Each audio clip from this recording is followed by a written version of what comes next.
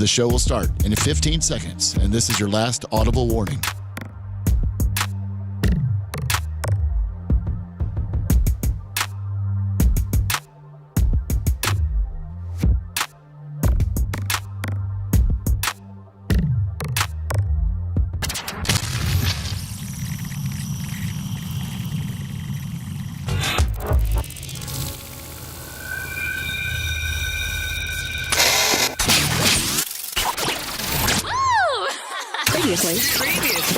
Previously on the Bubba the Love Sponge Show. Just write out the marks that are coming to the town. You could. I mean, Sure. that's what Nick, who owns the house, should do. Make it a Hulk Hogan themed Airbnb, right, Lummy? I mean, Guess see where he died. I think I don't know that he's got a mortgage or any debt service on it. So you know, put like yellow tape or No. I mean, you mean where he died? Yeah, there's an outline of him on the ground. Well, you could put the recliner and put like one of his, those a wax figure of him. A wax figure of him, ODing on opioids. Right, whispered, brother. Wow. You're listening to the Bubba the Love Sponge Show. Broadcast rights for the Bubba the Love Sponge Show have been granted to this station by the Bubba Radio Network and is intended solely for the enjoyment of our listening audience. Any rebroadcast, retransmission, or other use of this production without the express written consent of the Bubba Radio Network is prohibited.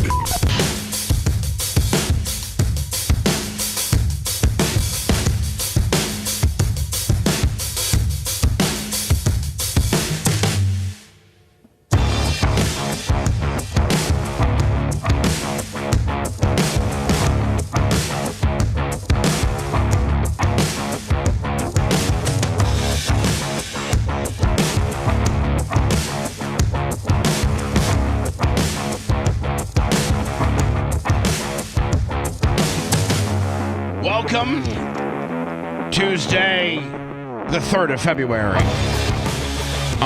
Macho sent me, I didn't get a chance to, Lummy might have gotten it so we can put it on the screen. Yes. Where, did you send it to me? No, I'm getting it right now. Okay, get it to me, buddy. Thank you. Dr. Dan in the studio today. Hello, Dr. Dan. Good morning. Jay's got a pretrial hearing today, I think. Yeah, he's got something going on. I think Steve may be coming in, but I found out like 11 o'clock last night that he wasn't coming in. Oh, I knew right yesterday. Yeah, he told us on the air. Yeah, he told us on the air. I But you sent it don't to listen you. to the show, so. It's okay. Oh, I listened to enough of it. Enough to piss you off? Well, Bubba, I just want to say one thing. And this is in all seriousness. And I don't wasn't like going to get serious with you. I sent you the picture. I was going to just keep my tongue until you brought it up, and then you brought it up in the first 30 seconds. So, I just brought up that Jay had announced something on the show yesterday, and that you didn't find out till 11 o'clock, but he mentioned on the show yesterday. That's it. That's all I brought up. But and that you said I don't listen, but I listened to the podcast the other day, and dude, the furthest thing from my mind is trying to get listeners to turn against you. My success is parallel to your success. But you have to understand. You have to understand. That's naturally what they want.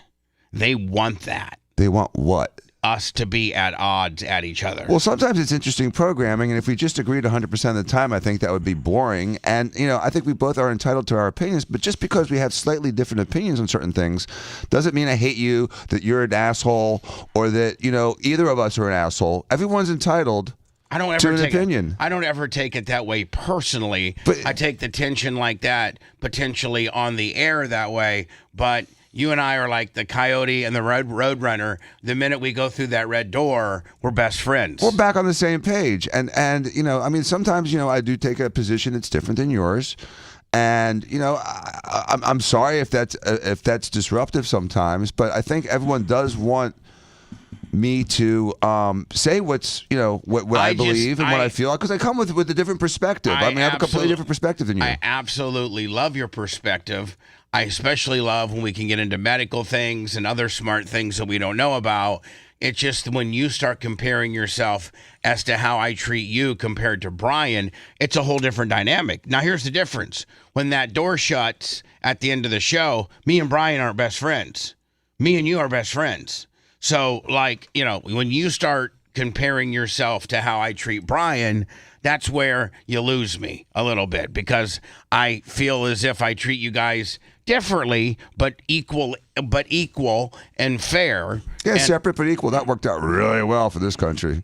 Well, see, again, but so anyway, I'm not prepared to speak about this topic at this particular moment. Thank you. So that being said, I love you, Bubba, and I'm not trying to do anything to counter program, and I'm not trying to do anything to take away listeners. Sometimes you and I just see things differently. You and I are just ultra alpha, and we get ultra alpha'd out sometimes. We really do. So I don't take it personal. I don't take any. I mean, like I said, you and I are best friends outside of this studio, and we'll get it. You and Jay get into it in the studio sometimes, right? And I forget it by 3 PM. I've forgotten about what happened this morning. You know what I mean? Like, my memory is so short when it comes to little things like that. I don't hold on to it. I let it go. It's just a conversation to me. Lummy, you know that Macho Man is into weather porn. I'm sorry, Lummy. There we go. He's infatuated with it. Oh yeah, I think when he's, like when I go to the bathroom, when I poop, I play I get this new little Tetris block game. I've graduated from Monopoly to the soccer game. Well, I first started out with this racing game, and it was so old that they turned the server off, so I don't have access to that. For so many years, I'd walk out of the studio, and you'd be in the bathroom, and all you'd hear is this little Were you racing chariots? I mean, how old was it?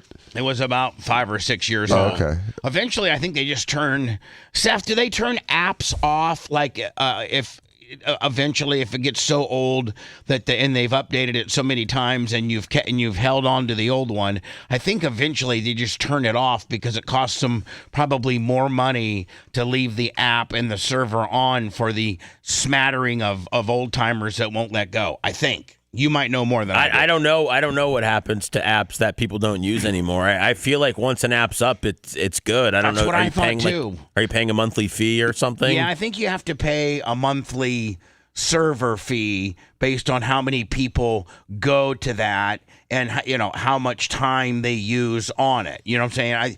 I know that, for instance, Lummy, we have a Stream Guys bill, and that has a lot to streaming. And you guys being able to visually see us isn't free by all means. I mean, it costs an actual quite a bit of money. It's quite a bit of money for us to visually be seen across all of our platforms. So anyway, Macho Man, when he's in playing his poop games, he likes to look at the weather. He loves the weather.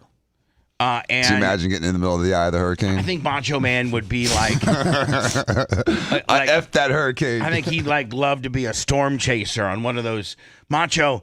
But I don't think you like to fly, do you, Macho? Do you like to fly? He flew an ultralight, didn't he? Yeah. Yeah, you're right. I mean, you're right. He's psychotic. Yeah. So liking to fly is completely not an option when you're flying, an ultralight with aluminum. I would love to go on a Hurricane Hunter plane. That'd be awesome. Yeah, I would think that would be like you're a big. God, look at my girl, how good she looks today. Not him. Nice beard. Anyway, I didn't know that in February alone, as we get closer, we're on the backside of winter. Doesn't spring start like March 21st, something like that? Yes. So. And at the dead of winter, you are like it gets dark super early, and then I think from that point you gain like a minute a day or something like that as you get closer to spring. Macho sent this little chart to Lummy and the amount of daylight that we gain in February, and it looks like we're right at the 40 minutes of daylight gained in February. Look at Green Bay and look at North Dakota. They gain 80 minutes. The further north you are. Huh? Why do they gain, Dan? The further north you are, the more you gain? The reason is because take the extreme of the North Pole. In the winter, it's dark 24/7, and in the summer, it's light 24/7. So that's the biggest changes, because that's the most that the Earth is deflecting from the angle of the sun. The time doesn't change much at the equator. So I was talking to my daughter about this. I was like, you watch. Every night it's going to get darker like a minute or two later. And I could just this chart proves it, 40 minutes in February. So we'll gain, just in February, was there 28 or 29 or 30 days in February? Sometimes there's 28, sometimes there's 29, sometimes, I don't know. How many days are in February this year? I don't know. 28.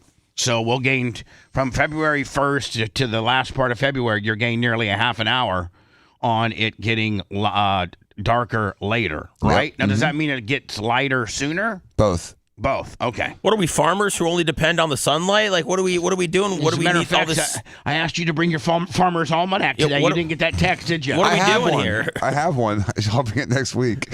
My mom gets me one every year for Christmas. A It's farmer's tradition. almanac. Yep, the farmer's almanac. Do they really, are they really accurate? They're pretty close, yeah. It's amazing. I don't know how they do it with reading tea leaves and tree bark, but they figured it out. Anyway, Merch Crick came to me yesterday and said she'd like to do a bundle which saves you $7 total.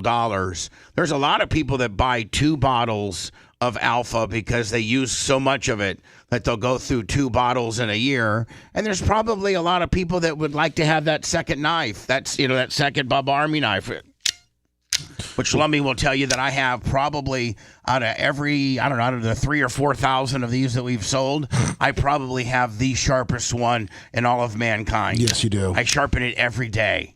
Do you really? Does it come a point where you can sharpen a knife too much? Oh, you wear it down to nothing. Well, I don't think I'm doing that, but man, What kind of sharpening stone are you using? I just use this little one that I got for kitchen knives. It seemed to be doing a pretty good job.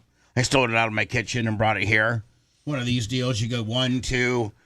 You go 1. Is it 2. like a long stick? Yeah, it's like like this. See it? Oh, one of those. Okay. Yeah, okay. and you go like 3, 3. I understand. Boom, boom. That starts out coarse, and then it gets finer. Each. You can sharpen scissors with it too. So Lummy, she's like, you know what I'm gonna do? I'm gonna do a bundle. Like we've never done a bundle before. By the way, Bubba Army merch, Bubba Army store, Bubba Army shop. And she's like, I'm gonna sell the knife and the Bubba Army Alpha Volume 26 together, and it'll be it's a $7 savings. Nice. If you were to buy them both, so you can get them both for $55. Regularly, it would be like 62. So women should get that for their guy because their guy would be all smelling good, and then they'll be able to stab any woman that comes after them for smelling good. But not only that, Seth, we're ungodly close to Valentine's Day. So if you go and responsibly go to Bubba Army shop, Bubba Army merch, Bubba Army store today, Merch Crick takes that personal. These orders, she'll have it in the post office and shipped out today. And then there you go. You got your guy's Valentine's Day gift. And if you like to throw in a tactical bag, those are very popular as well. But you at least got to get, them the knife and the Alpha. And so we're bundling them now for $55. It saves you $7. And I really think it might end up being the demise of both products. We might sell them out. We could potentially sell them out. Another thing I'd like to talk about, and I've told Merch Crick that I didn't really necessarily want to talk about it on the air and for her to figure it out. And this guy that she's been dealing with has just been absolutely an asshole.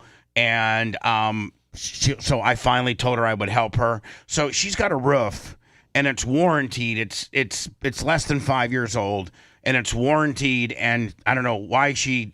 Well, at that time, Lummy, at that time, 4th Gen Roofing wasn't around. They just, opened up about 2 years ago, a kind of a spinoff of Handyman, if you will. Yeah. And so she has a roof that's been done by Iron City Construction LLC. And the guy's name is John. And she has a leak. And it's coming from the flashing of the chimney. You can see where it's coming from. That's where all the weak points of the roof are. All the seams and the chimney, where the chimney meets the roof, and the tops of the gables and the gutters. Yes. That's where all the problems are. It's a are. small little leak, and you can see it. It just needs reflashed or, the material like tar or I don't know. It's not a big deal. It's really not a big deal. And she first contacted him. She's given me all this information on December 8th. And she has called every day since. And he's like, oh, yeah, I'm familiar with your home. Yeah, I remember you. Uh-huh. Yeah. you're still under 5-year warranty. We'll be out there to look at it. Shouldn't cost you nothing. I got an idea. And Merch Crick said, hey, listen, it's the flashing, by the chimney. I think I've kind of ran it down. He's like, okay, not a big deal. Complete ghost. Like won't call her back. It's not a big job at all. So you're out of here, John. And don't anybody do any business with Iron City Construction LLC out of Wesley Chapel. I had a problem with a roofing company 2 years ago before 4th Gen Roofing also, and they're out up by us, and they did kind of the same thing. They replaced our roof, and then they did some damage to parts of the house, and they almost refused to fix it. So while they were doing your roof, they damaged some parts of your home. Yes. Well, just look at the two different websites. There's Iron City Construction on Facebook. They don't have their own domain. It's my understanding this is the only, the Facebook page is their deal. I could be wrong. So this is their logo. I mean, now here's 4th Gen Roofing. I mean, this is their logo. My bad. Just look at the difference. Look at the professionalism of 4th Gen. Our family's legacy is your peace of mind. And well, here, Lummy. I think they got a little thing here. For 4 generations, over 180,000 satisfied customers have trusted our family for roof repairs and replacements. We are state certified, licensed, and fully insured. We also provide free estimates and financing. Right now, get $1,000 off a new roof or $250 off any roof repair. Our family's legacy, your peace of mind. Before you spend, call 4th Gen. Our family's legacy, your peace of mind. Or you can go to this. Yeah, no thanks. Okay, it looks like he got picked up by ICE recently. Yeah. So dealing with these little roofing companies, you would think that you're helping local, but realistically, they're a bunch of crap. That's what she did. She hired a Wesley Chapel based Iron City Construction LLC, is locally and family owned. Operated business. We specialize in all aspects of roofing, a state license in multiple states, and hold a certificate in Master Elite Contracting. Well, you don't hold any type of license in customer service or call people back. So Iron City Construction, I'm putting you, you know what? I don't want you even going to Erica's house to fix it. I'm just going to call 4th Gen Roofing and let them fix it. Let them fix your mess. Maybe they can do a video on that. 4th Gen Roofing, we'll fix other roofers' mess.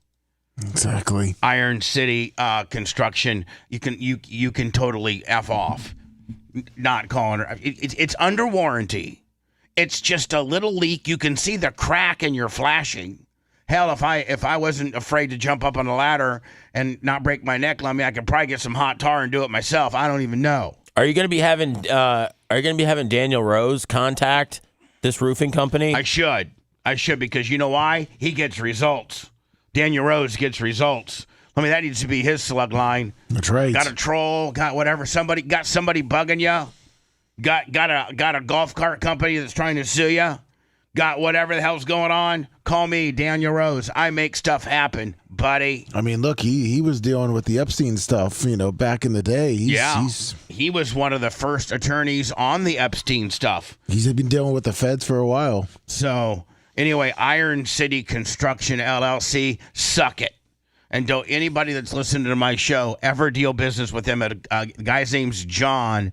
And in my opinion, man, they have the worst my girlfriend has experienced the worst customer service. Literally, Lummy, it looks like you could go up there with like a putty knife and some hot tar and just slather it on a little bit and it'd be fixed. But they don't even want to call her back. Now he's ghosting her, blocking her calls, everything. I should have just called Michael and Tony and Bingo and the boys from 4th Gen Roofing and just got it handled from day. That's who I should have done. Let's show up at their next job and confront them. Iron City? Yeah. How about you as a roving reporter? Hi, it's Seth Kushner. I'm a roof reporter. Looks like you guys aren't flashing this very well. I'd like to talk to John, the owner. Real piece of shiz. That could work, yeah. Yeah. So anyway, Lummy, we got the bundle. We got the bundle on Bubba Army merch shop and/or store.com. Save you $7 on the Alpha and the knife. And just food for thought for those listening to the show. If you're going to deal with a roofing company, go to 4th Gen Roofing. Their family legacy is your peace of mind. Or you can go to, what's the place called? I even forgot the name now. City Construction LLC. Oh, Iron City. Oh, whatever the hell Iron they are. City. Yeah, whatever. Iron City Construction. So is Pittsburgh the Steel City? Yeah. So who's Iron City? I don't know. Is there any? It's some asshole named John who decided to go and call them Iron City. I guess it's Wesley Chapel is the Iron City. Is that what it is? Well, they can pack sand. Yeah, so you should be behind iron. I've given you a month to rectify this. I've given you a month just to call her back, and you completely you can't be that busy. We haven't had any rain. I mean, I don't think roofs crumble in the cold. I don't think roofs fail in the cold. No. It's only when it was that last big rain. Remember that one we had about a month ago that really, really, really, really, really came down? That's when Merge Creek discovered that she had a small little leak. And ever since that day, they have completely been a bunch of dicks. When I return, only I hate negative people that try to take something positive and turn it into something negative. Oh, yeah, this story is... This really pisses me off because not every NHL franchise, even like Jeffrey Vinik, the owner, well, I don't know if he's the primary owner of the Lightning anymore, but he was the primary owner of the Lightning for 15 years during he's the guy Jeffrey Vinik is the guy that came into Tampa, Florida and turned the Lightning around. Hired Steve Yzerman from the Red Wings to be the general manager, and they set the template to have a successful franchise. And I do think he has since in the last year or two sold his controlling interest of the Lightning. I think he still runs day-to-day operations, but the Vinik Family Foundation is a huge 501c3 foundation, and every home game they give $50,000 away to a legitimate charity. Every home game. It's amazing. And it comes through their sales of 50-50 tickets and things like that. They're one of the most philanthropic teams in the NHL with regards to taking care of community-based charities. And Seth, were you guys able to get Apple a day? I was never able to convince them to do my charity, but I know that when Phoebe was running it, she ran it pretty well. I didn't know if she was able to get that or not. Yeah, they did. Yeah, they got $50,000. That's pretty great. If you can convince the Vinik, they vet you very, very extremely. They vet you a lot, and that's a big testament to her to be able to get that. Congratulations. Thank you. So anyway, the Lightning center stage this past Sunday night for the NHL Stadium Series. And I'm going to do some words, and I'll come back with the story. But they were set to give a cancer survivor and a guy who works as the CEO. The CEO of the athletic department of the University of South Florida. His name is Rob Higgins, and he's a cancer survivor. And they were ready to give him a $100,000 check. And it was going to be presented by, Tampa Bay Buccaneer. And I think, isn't he a Hall of Famer? Rondé Barber? Yes, he is. Yeah. Sure is. Yeah, NFL Hall of Famer Rondé Barber was going to present this cancer survivor from the University of South Florida during one of the intermissions, a $100,000 check presented by the Vinik Family Foundation. Leave it to these people who did this article to make this I'll just read you the headlines, and I just scratch my head on how you could be this unappreciative as a journalist. Classless hockey team blasted for teasing cancer survivor with $1 million charity donation in an impossible game. It's impossible. So I'm giving you 100. You got an opportunity to win $1 million, but you still get to. It isn't like they took the 100 away and left you high and dry. I think he actually got 200,000. He sure did. He did. They doubled it. He did. Yeah. And they brought Baker Mayfield out, and it was a very. Derek Brooks announced it too. It was Hall of Famer. It was a really great scenario. And not according to this to Jake Feener, U.S. sports writer. I feel like getting a hold of this guy and say, hey, listen, asshole. There's two ways you could have presented this: in a positive way, or in the negative, headline clickbaiting type way. And to call the Tampa Bay Lightning classless is to know nothing about how philanthropic they truly are. You're a hack. Just like Iron City Construction. You and them ought to get together. Yeah, this is the hack of the day is our new segment here that we do hack first. of the day. Yeah. It's hack of the day. Hack of the day. If you want 24/7 on-demand Bubba and the crew, go to BubbaArmyHQ.com. Right now. The Bubba the Love Sponge Show will be back after this.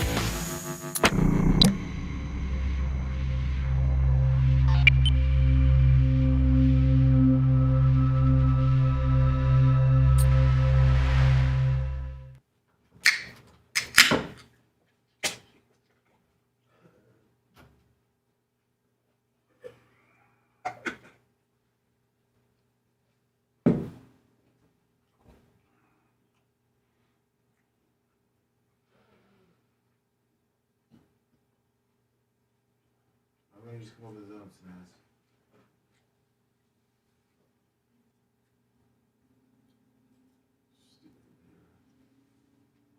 Very much.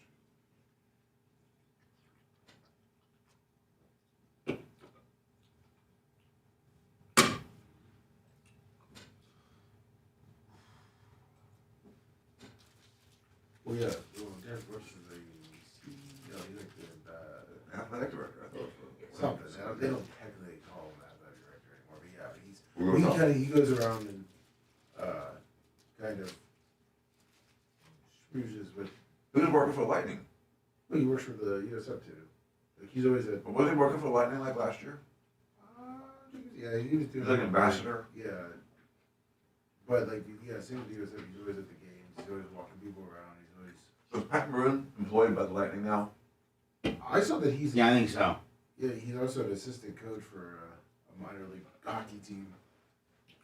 And he does color commentating too, right? Or does he just do like specials? I think he does just the specials. They're merchant too. He's not like an every game on the air kind of guy. No. Okay.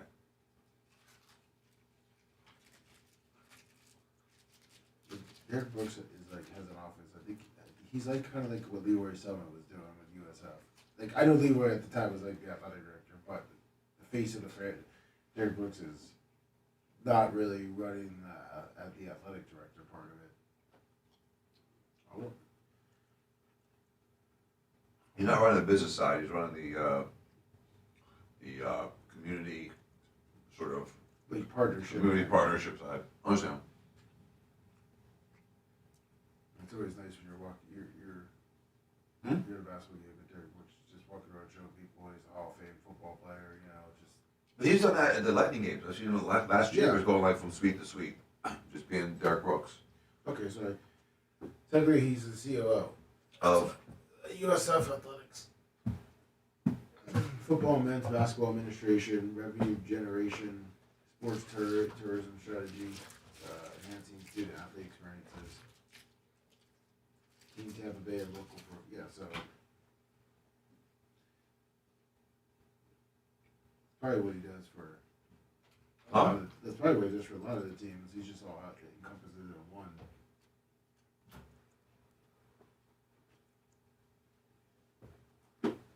So maybe it's around 10. Depends on what we need to do.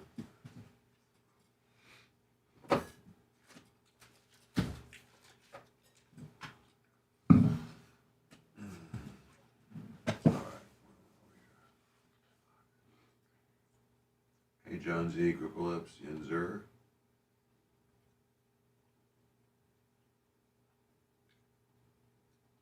Jack the Dog, Chub It Up, Black Guy, Callie. Shit.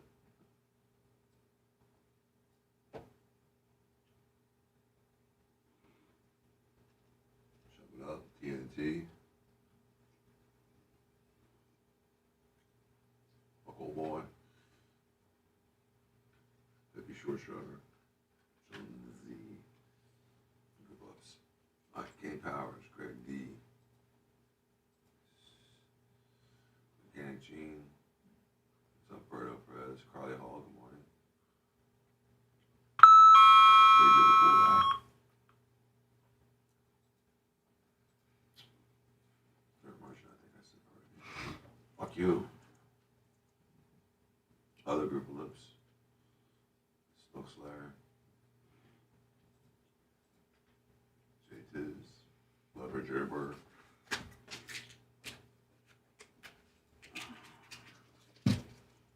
Wolf of America. Big Greasy.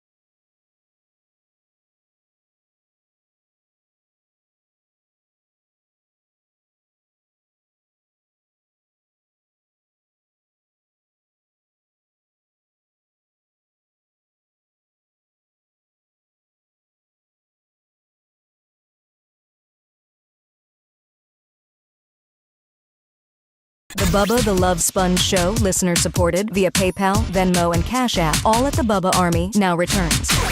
There was a late PayPal in yesterday. I completely forgot. Master Pool Repair. Joseph Telsica. Nice. Not John Kostika. This is Joseph Telesica. Teleseca. Tell us somebody. Thank you, Joseph. Appreciate you, my friend. Thank you. Hello, you're on the air. Go ahead. Bubba, this is Chris from New Hampshire. We spoke last Thursday.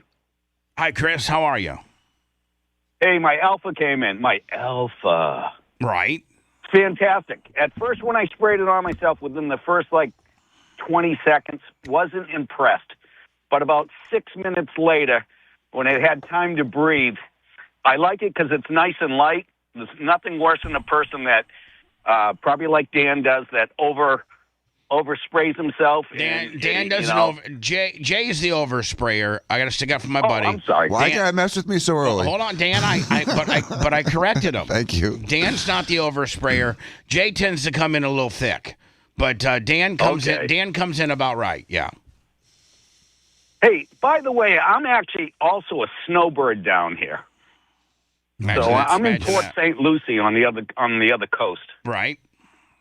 Bubba, I know you don't remember him. Bubba, I know you don't remember him. He's the guy that married up and he just works out all day. Oh, your wife is super rich and you just work out, listen to the show, and just do whatever the hell you want all day.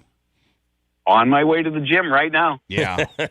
I mean, if you can get that, man, that's great, sir. I'm very proud. I'm very proud of you. I'm very proud that you're Bubba Army and thankful as well. Come over to the West Coast. What's going on over? Is Port St. Lucie the East Coast? Yeah, it is. Is it? Yeah. Yeah. Just stay over there, my friend. Sure, he's a great driver. Stay over there. Yeah. Oh, okay. Quick question for Dan. Okay, go ahead. Oh, after you mess with me? Yeah, I no. I'm sorry. Hey, I've had a slight headache for about a month now, above my left ear. Is that something to be concerned with? Yeah, that could be cancer, so you should get a CT scan immediately. Okay, boy, Dan, really give the guy. Go right to. Well, that's the answer on the test. A long-term headache in a focal place absolutely needs to get a CT scan. Make sure you don't have a brain tumor. If you don't have a brain tumor, it's nothing. But if you have a brain tumor, you need to address it. So you can't sit on this. This is bleeding from your ass for 3 months. You got to look at it. Is a brain tumor sometimes will start out as a long-term dull headache? Yep. Oh. All right. So listen, buddy. I probably your insurance will cover it. CT scans aren't very evasive at all. and you can do it with or without contrast. You use it with contrast. You need it with contrast. That means they will put an IV in your arm and run dye through your jugular system. Is that right, Dan? Is that it's through the veins. So just take an IV and they'll just shoot some dye and then do the CT. The reason you do the contrast is because brain tumors grow faster than the surrounding tissue, and so brain tumors light up with the contrast. Yeah, so you need to get a CT scan with contrast, and that will be able to tell you if it's just something not to worry about that potentially could go away, or you could have brain cancer. Brain cancer grows slower up north. Would that have anything to do with 25 years of TRT? What's TIT? Like breasts? TRT. Oh. No, probably not. We haven't really studied that. And so, I don't think that TRT would specifically address, affect a brain cancer, whereas, TRT could more likely affect like prostate cancer. Something that's sensitive to testosterone. So I would absolutely get your prostate checked as well while you're there. Yeah. How old are you, sir? How old are you? 66. Absolutely, prostate checks. Have you had your prostate checked? My last number was 4.0. 4.0 for your PSA? It's a little high. Yes. That's extremely high.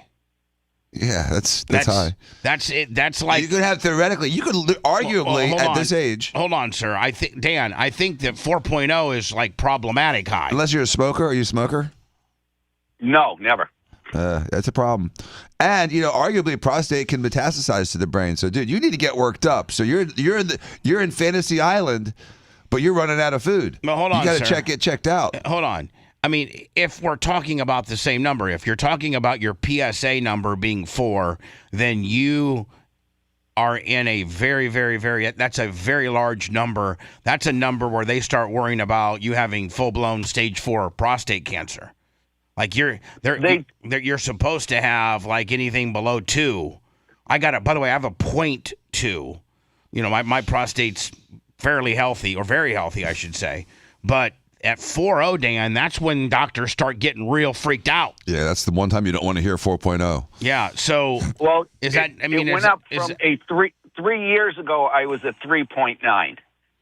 But we have to just make sure we're talking about the same number, and that's the PSA number. So if it's a different number, then it may not be in play. But if indeed we're talking about your PSA number, and Dan backed me on this, 4.0 is where doctors start thinking, sounding the alarm. Yeah, start thinking that you might have a big problem.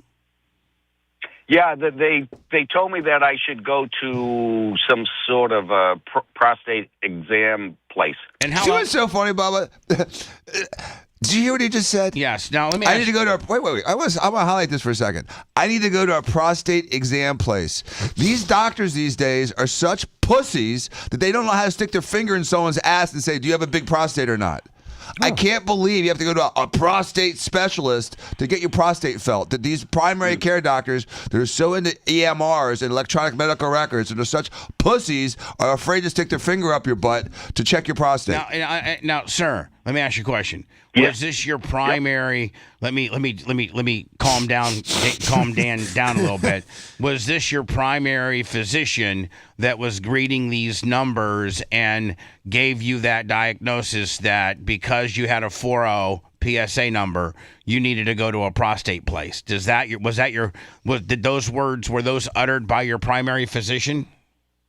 Correct, but I went in. There's a difference in between going in for a wellness check and a physical. Now, through Medicare, I had a wellness check, and it wasn't a physical. I know, but if they did blood labs on you, which you would only, they did. And they read. Did they read? And so what I'm saying is, you wouldn't know that you had a 4.0 had they not done a blood lab on you, and they did a blood lab on your primary physician. Did a blood lab on you. You're saying that your PSA number came back 4, and your primary physician. I think it was a 4. Your primary physician didn't put on a set of rubber gloves immediately, get some lube, tell you to get on all fours, and take your prostate around the farm. That's what most doctors would do. Real doctors. Feeling your prostate, and which is supposed to be the size of like an acorn, and yours could be potentially the size of a lemon or something like that. You can immediately feel when you're in there. Not that I've done it, but between Dr. Mark and Dan and others, I've done hundreds. You thousands probably. And you can immediately, upon a doctor that knows what he's looking and feeling for, can feel that you have an enlarged prostate, and at that point start sending you to a specialist to start working on what the potential issue. You might have cancer, you might have a nodule. It does. I don't know. I'm just saying. But for your doctor, what Dan's trying to say is your doctor is very much a piece of shiz. If that number indeed was your PSA number 4, that is a very, very aggressive high number, a number where they start thinking you have levels of cancer. For him not to immediately check your prostate is completely negligent on his behalf. If you want to come here Monday, I'll check it live. Oh, okay. We're not quite going there yet, but wow. All right. But listen, all kidding aside, when a doctor sees a number like that, they're obliged to immediately examine you. And Bubba, this whole system right now of this so BS, even doctors are becoming pussies? Yeah, because this is this BS system. So he's in a wellness check so that he can get a vaccine and nothing else. They want to give him his flu vaccine and some shingle vaccine and some other crap. It's just like the kids. It's a wellness visit. Wellness means they're going to measure your weight and give you a jab. Has nothing to do with checking you for something that could actually be serious. Sir. And so this guy's not getting examined. He goes in for a lab work and they just, check. And I'm going to direct you in a different direction because I'm too much of a pussy to be a doctor and actually examine you. This is the systemic malpractice along with American healthcare right now. It's the reason so many old people are dying of prostate cancer. Everybody kicks the can down the road. Yeah. Everybody's like, okay, I'll tell you what's wrong, but let me send you to a specialist to get it fixed. Whereas it was as simple as putting a rubber glove, a little thing of lube, and taking his prostate around the farm. There's no longer doctors that examine. There's only doctors that, will read your labs and kick the can down the road. Now, sir, let me ask you a question. Did you go to a prostate specialist? I have an appointment in April. In April. Holy cow. Now hold on. When were you diagnosed with a PSA of 4.0? When?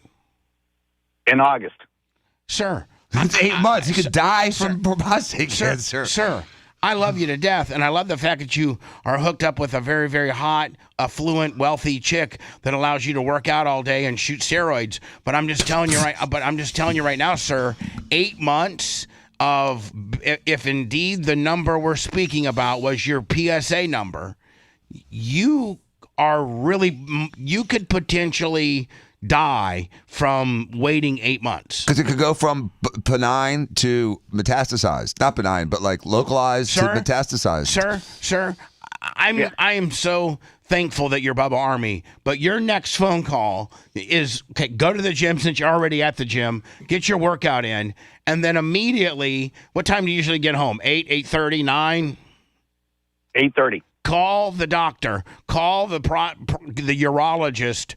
I don't care. Anybody within the men's health world, and say, I need my prostate checked immediately. I've been diagnosed with a 4.0 PSA number and was advised by my primary physician to get my prostate checked. And they will have you in there within the next day or two if you tell them your number is 4.0. And then when that doesn't work, because no one gives a flying F about you in healthcare these days, you go to the ER and say, I haven't peed in 24 hours. I can't pee. My prostate's blocking my urine. And they'll do a workup there in the ER. Let me ask you a question, sir. Do you have problems peeing? Only at night. Well, so that answers yes. Yes, I guess. Yep. Yeah. Only at night. Danny's got all the symptoms. He's got all the symptoms, including a really scary PSA number. Right. I mean it's, and to sit on it from August until April, that's unconscionable. But this is worse in Canada. Well, he would have already gotten fixed in Canada. Yeah, sir. You could be playing with. I'm not trying to be a dick. I'm not a doctor, Dan is, but I had a urologist, on once a week for 6-7 years. Learned a lot. I learned a lot about men's health.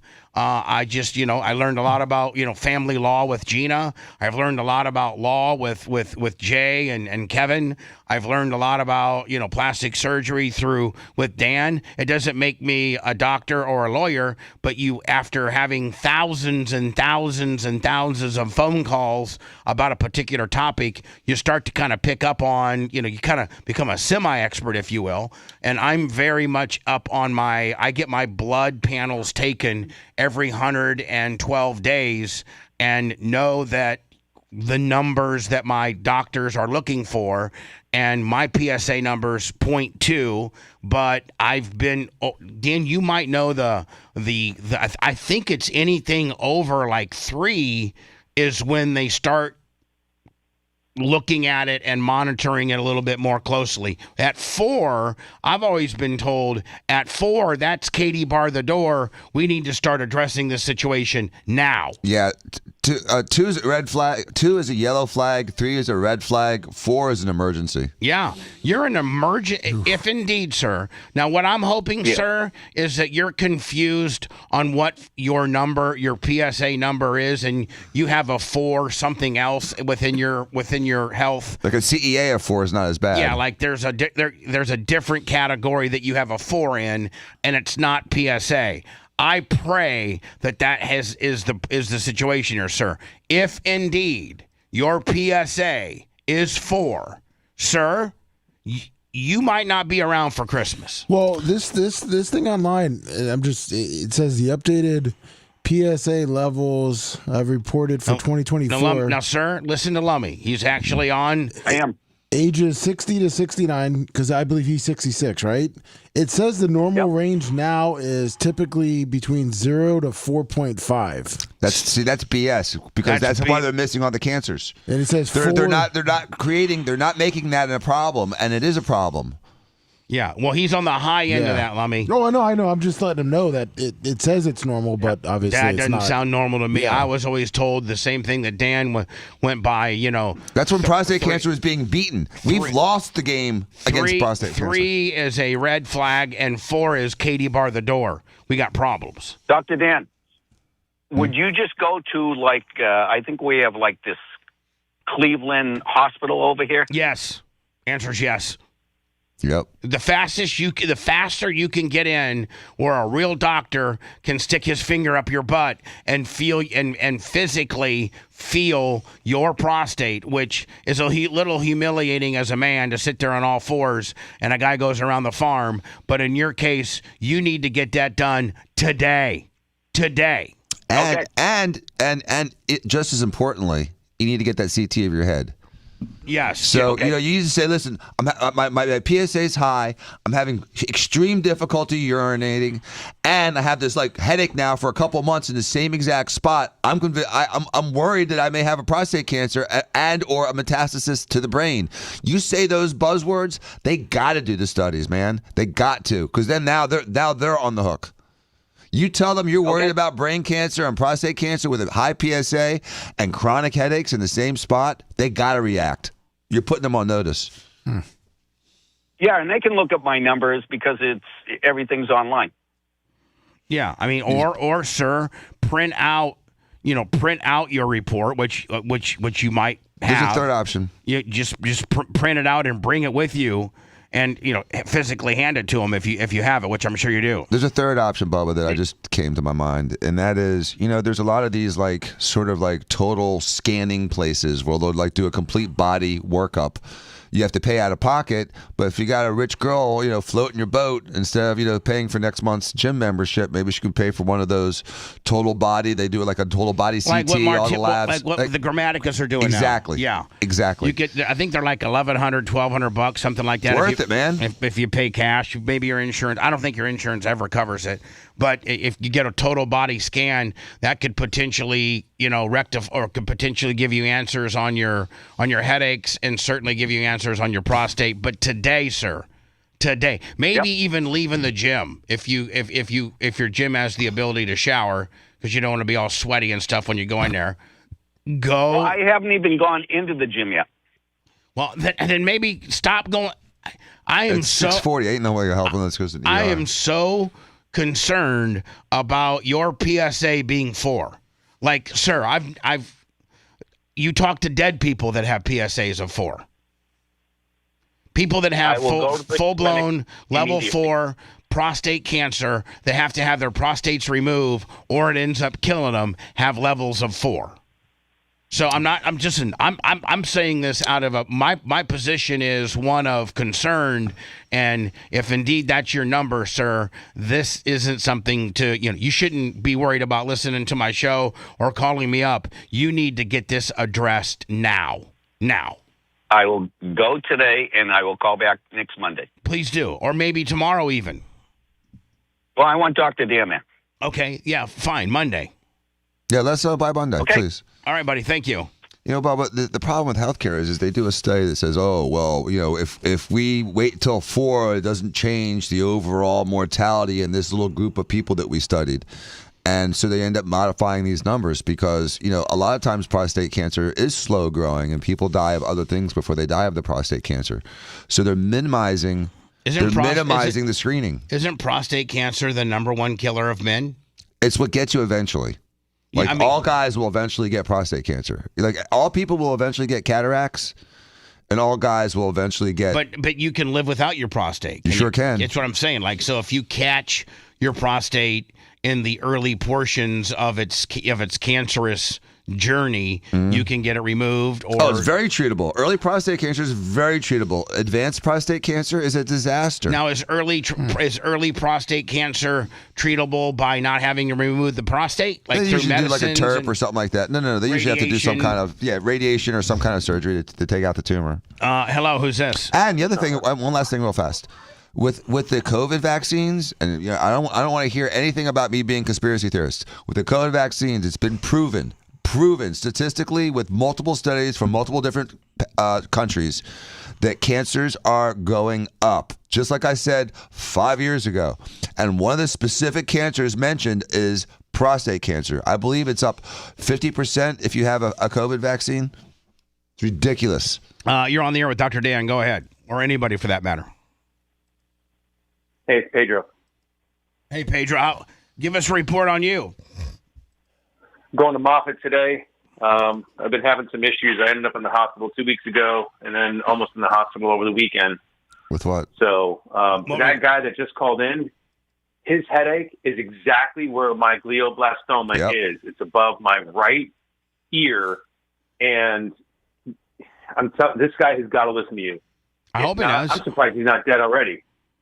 I hope he does. I mean, a dull headache for over a month, and if indeed your PSA level is 4, the guy's got some real problems potentially, and you're a testament to what he potentially could be facing, and which is not good. When my whole situation started, they said I had a heart problem because I passed out, and they're like, oh no, we'll see you in it happened in March. They said, oh, we'll see you in like 3 to 6 months and you'll be fine.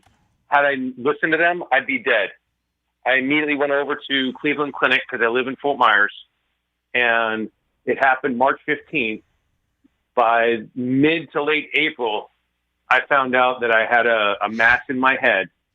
And by May, they said, we're doing surgery right now or you're going to die.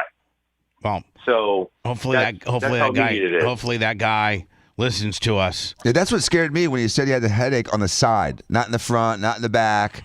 On the side in the same spot for an extended period of time. That can often be a tumor, just like Pedro's saying. Right. So Pedro, you headed to Moffitt today, and I hope things are looking up for you. Yeah, me too. I'm actually getting a little scared. I've been tired lately, and I'll let you guys know. All right, buddy. Good luck. Thank you, Pedro. Anyway, love you guys. Bye now. So back to this original story by this guy named Jake Fenner. So the Tampa Bay Lightning, they through the Vinnick Family Foundation, was going to give this cancer survivor, and he's the CEO of the athletic department for the University of South Florida, Rob Higgins. And listen, the $100,000 check does not go to him. Exactly. That's what people don't realize is it goes to a charity of his choice. Which was, I believe, Moffitt. Which was the Moffitt Cancer Center. Exactly, where he rang the bell. Right. So this guy's a cancer survivor. He went to Moffitt. He's wealthy. He doesn't need $100,000. Right. Well, we could all use $100,000. Yeah. But he's not. It's not like he's a guy off the street that has a $50,000 a year job and $100,000 transformative. He's a CEO. He's a wealthy, successful man. This guy just happens to be a guy that's a wealthy, successful man that runs. That's the CEO of the athletic department for South Florida. His charity of choice would be the Moffitt Cancer Research Center.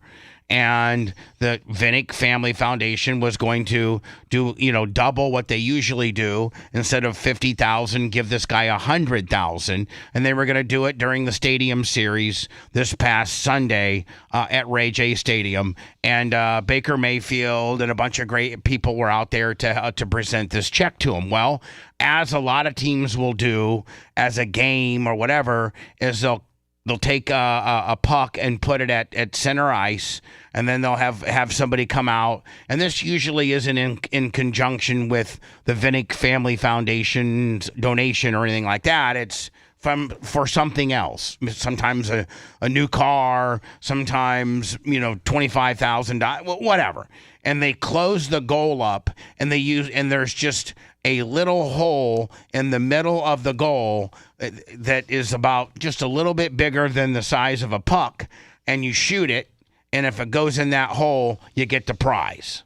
Well, so at this point, the guy's guaranteed $100,000. So they said, hey, let's put this goal, but let's make it kind of part of the goal game, where we put the piece of plywood that has the Lightning logo on it in front of the goal, and if you make it, didn't they say $1 million? Yeah, I sent you the clip if you wanted to. Did you send it? I thought the first time they said $500,000. Yeah, $500,000 was the first time, and then he got a second chance. They upped it to $1 million. Didn't Baker get involved? Yeah. It was talking about a comeback, a second chance. Because asked if he missed, he came out and goes, "Hey, Mr. Second Chance." It was a star-studded event, and so here you go. This explains it, I guess. Where they kind of messed up is they should have said Ron Higgins' favorite foundation. It was confusing. It makes it like, Ron Higgins. And they always do it is that it's the community hero, and they usually spotlight what the person that they're doing. This Rob Higgins guy is a cancer survivor from the Moffitt Cancer Research Center. He's also the CEO of All Athletics. Now, at this point, Lummy, is that just does it have the template over it? Or is it has it over it. Okay, right there. It's literally like a hockey puck width plus like a millimeter. Yeah. It's a tough shot. I don't even know how many pros could do it. But it's been done. I've seen video of it before. I've seen video of it before, yes. The money will be going to the Moffitt. See, so this is where this guy from ESPN, he makes sure, like the writer, whoever wrote this, should pay attention.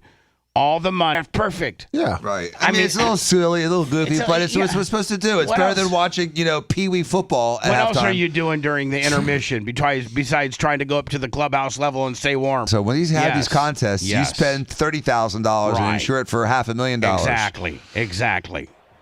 Like all hole-in-one competitions that you go to on golf tournaments where they got a new car sitting there or something like that, that's all insured. Like, when we did a golf tournament back in the day, when I was at 98 Rock, we did a brand new Chevy Silverado or something like that, and I think it cost us like $5,500 for the insurance. Mm-hmm. And nobody got it that day. Right. No one ever gets it. Oh! I'm going to say, ladies and gentlemen, Rob's been the worst at this that we've ever done. I'm glad he beat cancer. And Moffitt, you're one hell of a cancer center. But, man, this guy sucks at shooting. Rob!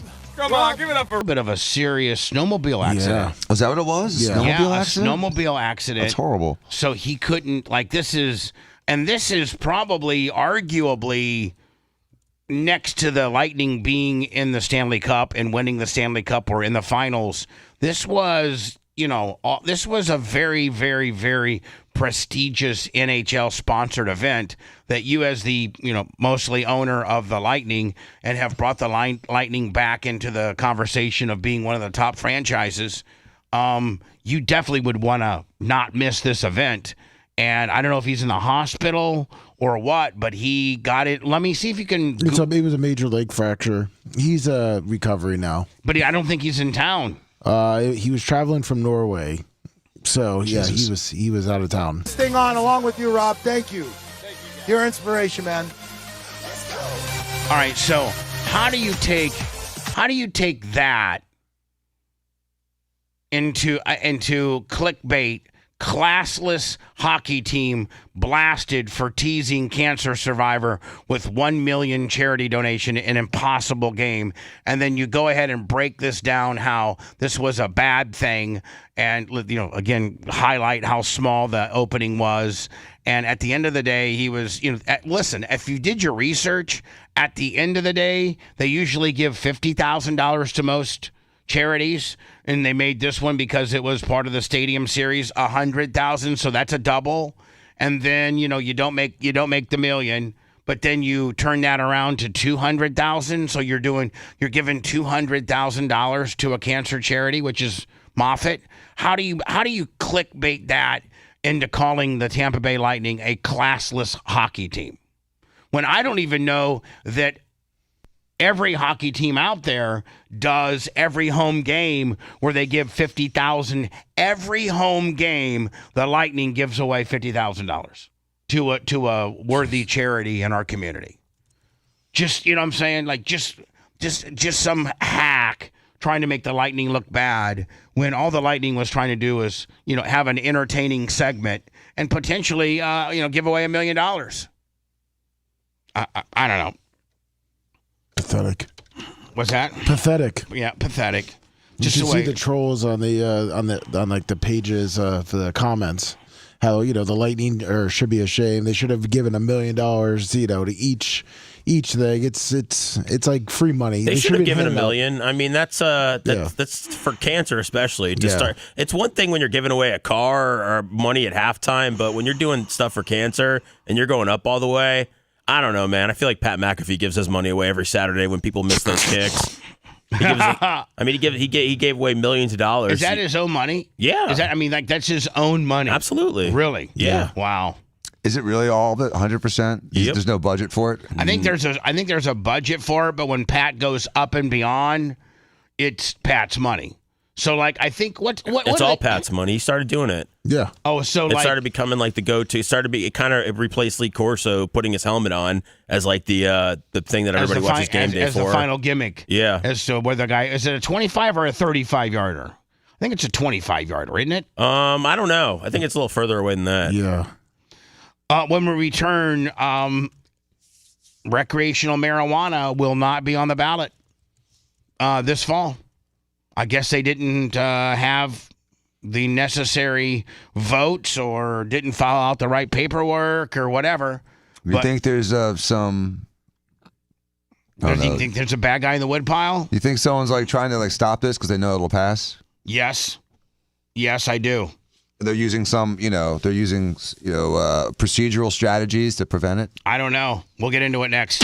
Want to listen to the show on demand and on the go? Enlist today at BubbaArmyHQ.com. Sign up and start listening. The Bubba the Love Sponge Show will be back after this.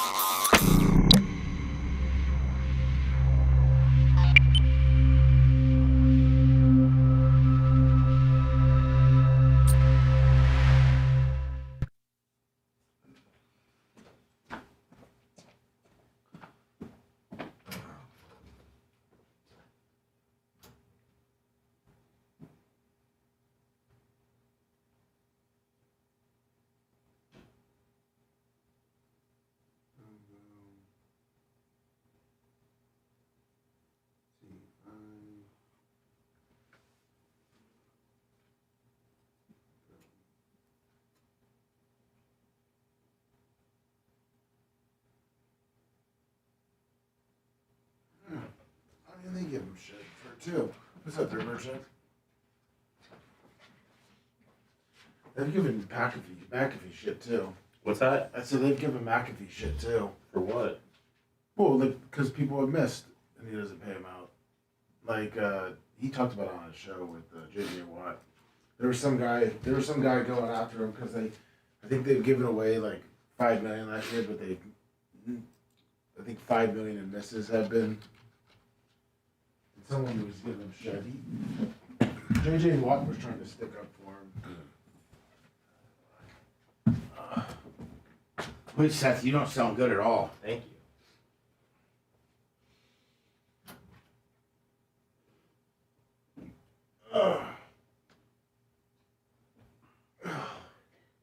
You trying to work out now too? Huh? You over there growling? And Oh, shit? sorry, I was just trying to stretch. Everything tightens up when it's cold.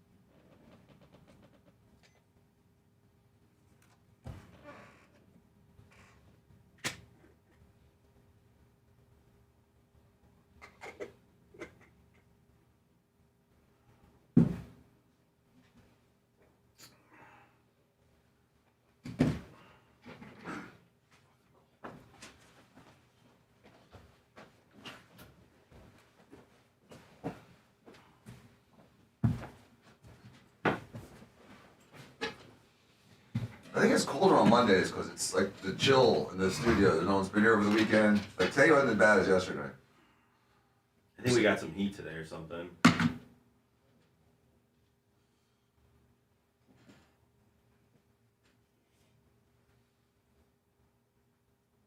I can turn the heater on.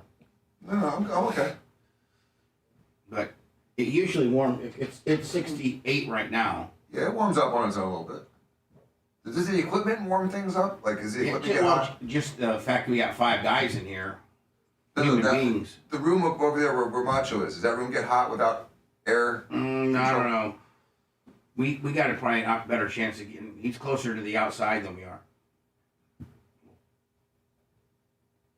No, does the equipment make the room hot? Yes. Oh, yeah, absolutely. Okay, that was a question.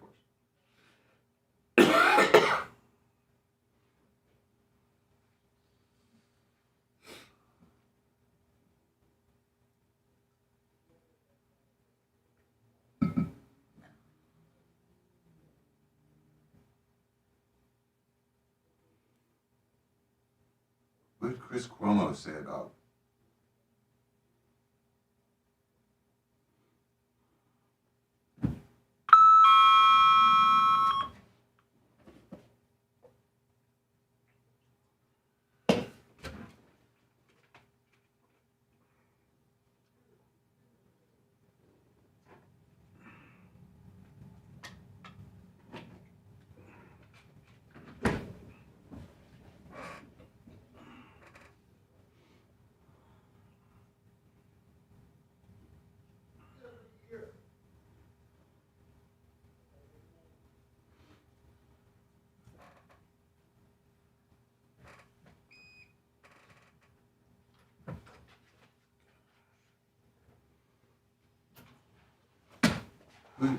Tampa City?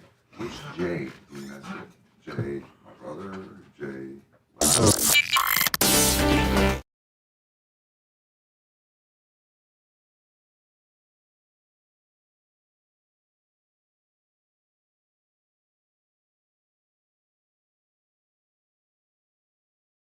Oh, gee. Come on. Don't listen to him. We hate him. Oh, man, this sucks. What the? I'd like to move this thing along. The Love Sponge.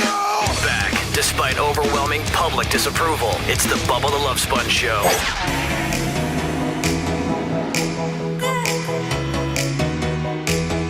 Don't forget Bubba Army merch, Bubba Army store, Bubba Army shop. You can save $7 if you bundle the Bubba Army Alpha. The new cologne. I think it's unisex. I really do. I know T swears it, and I think Susan Poitras wears it. And I think Wizzy's got a bottle too. Maria, Guatemala, Merch Creek. So anyway, you can bundle that along with your Bubba Army Mexican-like switchblade. Mexican-inspired switchblade. There you go. With a window punch. If you bundle those, they're $55. If you're to buy them separately, they're $62. You might sell out, so you might want to get one while you can. Thanks. I did get an email, or I should say a Facebook Messenger. I don't know if it's true or not. That's from a guy that said that he got laid from Bubba Army Alpha this weekend. Yeah, that was we got an email. He said he got lucky, random cricket. Yeah, random cricket. I gave him a sniff, and it got her pheromones going. Again, I don't know it's to be true or not. It could be just a guy wanting to hear his name on the radio or hear his email on the air. But nonetheless, we did get one. Tonight, none of the citizen-led ballot initiatives will be on your November ballot, and that includes a proposed constitutional amendment to expand Medicaid coverage. There's another to legalize recreational marijuana that also will not be on your ballot. The State Department database shows that Smart and Safe Florida fell about 100,000 signatures short of the 880,000 needed. A law passed. You would think that you could just go to every NFL game between Jacksonville, Miami, and Tampa, every college football game, between Gainesville, Miami, USF, and just other huge gathering events, and get 800,000 signatures to be able to put marijuana on the November ballot. You would think. By the way, $20. Volume 26 is great. A law passed last year added hurdles to citizen-led ballot measures to amend the state's constitution. Those gathering signatures must register with the state, complete a training course, and there's a 10-day timeline to submit petitions. Man, hold on. So if you're just going to be a person that stands outside with a clipboard and asks you to sign this petition that potentially you're going to give to the state, you got to take a course. They make you, and then you only have 10 days to do it? Jeez. Is that what they said? So who loses out here? I don't know. Let me see. Hold on. Let me play this one more time so I can better understand what the people gathering the ballots need to do. Hold on. Training course. And let me see. Dan, pay attention. You're the smartest one here. Must register with the state, complete a training course, and there's a 10-day timeline to submit petitions. So you only have 10 days. People might be having second thoughts.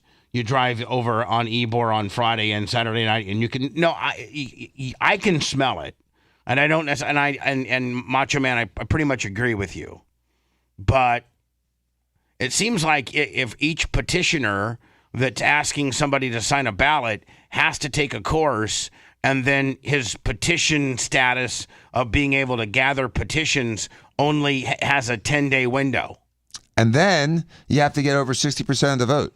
They've made it so hard to change things now. They're trying not to change things. House Bill 1205 from 2025 put excessive civil and criminal liabilities onto petition gatherers, making it all but impossible to gather enough signatures to get onto the ballot.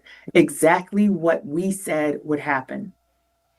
Tonight. So I agree with her. What do you mean? She's saying they've put all these really but draconian. the latest very, very, very, very right conservatives that's running our state right now are the ones that have put these draconian, very, very, very hard laws in place to get things changed. Yeah, they must be trying to suck the MAGA D, right? Yeah, well, I mean, why? Because I disagree with it. I think that there should be a mechanism for change. I think it shouldn't be 60%. See, you didn't have to say that. You didn't have to throw that back in my face. No, what I'm saying, that's extreme MAGA. That's extreme MAGA, which I'm not. But you were bringing it up to kind of face me on it. No, not you. I'm bringing it up to show you that I'm not just a MAGA D sucker, and I hate being called a D sucker. By the way, I don't like that metaphor. By the way, but I don't, and I disagree with a lot of the things that MAGA does. And this is a MAGA-like thing because they're trying not to allow change from the conservative, hyper-conservative policies of Florida right now. I hate, just like I hate extreme left, I hate extreme right. I hate both extremes of both parties. The extreme left, the left doesn't stand for all this extreme wokeness and transgender. Most Democrats, free-thinking, normal Democrats like Babyface, Seth's mom, and other people, they're not this extreme left, woke, transgender, champions. No, they're Bill Clinton type Democrats. And the right has the same problem, where you're this ultra conservative, make it super hard to get things changed, ultra evangelical. I mean, there was an article I had, Lummy, I don't know if I'm going to cover it or not. I forget what state wants to require the 10 Commandments be posted in all classrooms. I don't think that's necessary. I mean, separation of church and state. I mean, no, that's not in play. Maybe this is separation between school and government. I don't know. But, I mean, I think that our patriotism, or just our new generation, Gen Z, when we were growing up, obviously we did the Pledge of Allegiance every morning to an extent. I don't know if we did it in high school or not. I think it kind of ended like in maybe middle school. But I think that ship is way sailed. Has it not? I don't think that they do the Pledge of Allegiance anymore. And so I don't think so either. And so I don't think that you should post the 10 Commandments necessarily. Maybe in history rooms, because it's kind of a history thing. The 10 Commandments, which is obviously the founding document of our country, that could be a history deal, I think. But I don't know if you post it in the science lab or the English lab or anything like that. Would happen. Tonight, Smart and Safe Florida is calling the State Department's announcement premature. Just hours ago, Attorney General Myers said his office will continue investigating possible election fraud tied to the group's petitions. This highlights the danger of these petition gathering processes, things going on the ballot where, you have fraud in the election system. So what's he saying? He's saying by being so draconian and having such strict rules, will be less fraud in the system. But regardless, you need to get these issues in front of the voters. And so to go full swing the other way isn't appropriate either, because they're making it literally impossible to get enough signatures. When realistically, I think you need to put more things in. I think you need to make things easier to get in front of the voters. So it looks because like at the end of the day, those are the people that should be, helping form the laws in which the state they live in. What's that, Lummy? It looks like they collected 1.4 million signatures, but whereas 714,000 were only valid. All right, one thing is that Ron DeSantis never said he wanted to legalize marijuana. Oh no, he's against it. He would 100%. never. You had to know that when he got voted in multiple times. That's where a lot of this is coming from. That he was not for marijuana. The second thing is who is missing out here besides the companies that are going to make massive amounts of money off this? Like, who can't get high? Like, who can't? I just think it's just once more it got approved. I think it's just more convenience more than anything, to be honest with you. And I think you're right. If you want to go down that route and you want to get high, you get a medical card and you go get high, or you use it as a medicine to sleep or deal with pain or things like that. So I think, Seth, I think you're 100% right in the fact that, like, if you want it, you can get it. Once we got it for medicine, man, I think it sucks for people that come out of town and, can't just run into a store and get some weed when they're in Florida. But once we got it for people that actually needed it, I feel like everybody else knows where to get weed around town. By the way, someone from out of town can come in, see a telemedicine doctor, and get their marijuana card approved that day and go buy pot a half hour later. Oh, how much is it? You got to have a Florida ID to get a card. Are you certain? Yeah. Yeah, I have to turn my license in every time they redo it. They just ask for ID. Not necessarily. It has to be a Florida ID. And it has to be a doctor. Because in California back in the day, even when they were just medical, I just remember people just going and saying, "Listen, I'm in California. I need it." It's way harder here. Oh, it was more strict. Yeah, and you got to see a particular weed doctor, and then you got to pay them, and then you got to wait for her to put the information into the state. Well, that part's immediate. But it doesn't mean necessarily hits the database that your dispensary might be like I mean, Seth will tell you it's a process. It's a process. And then Seth, I think is it 6 months or every year you have to renew?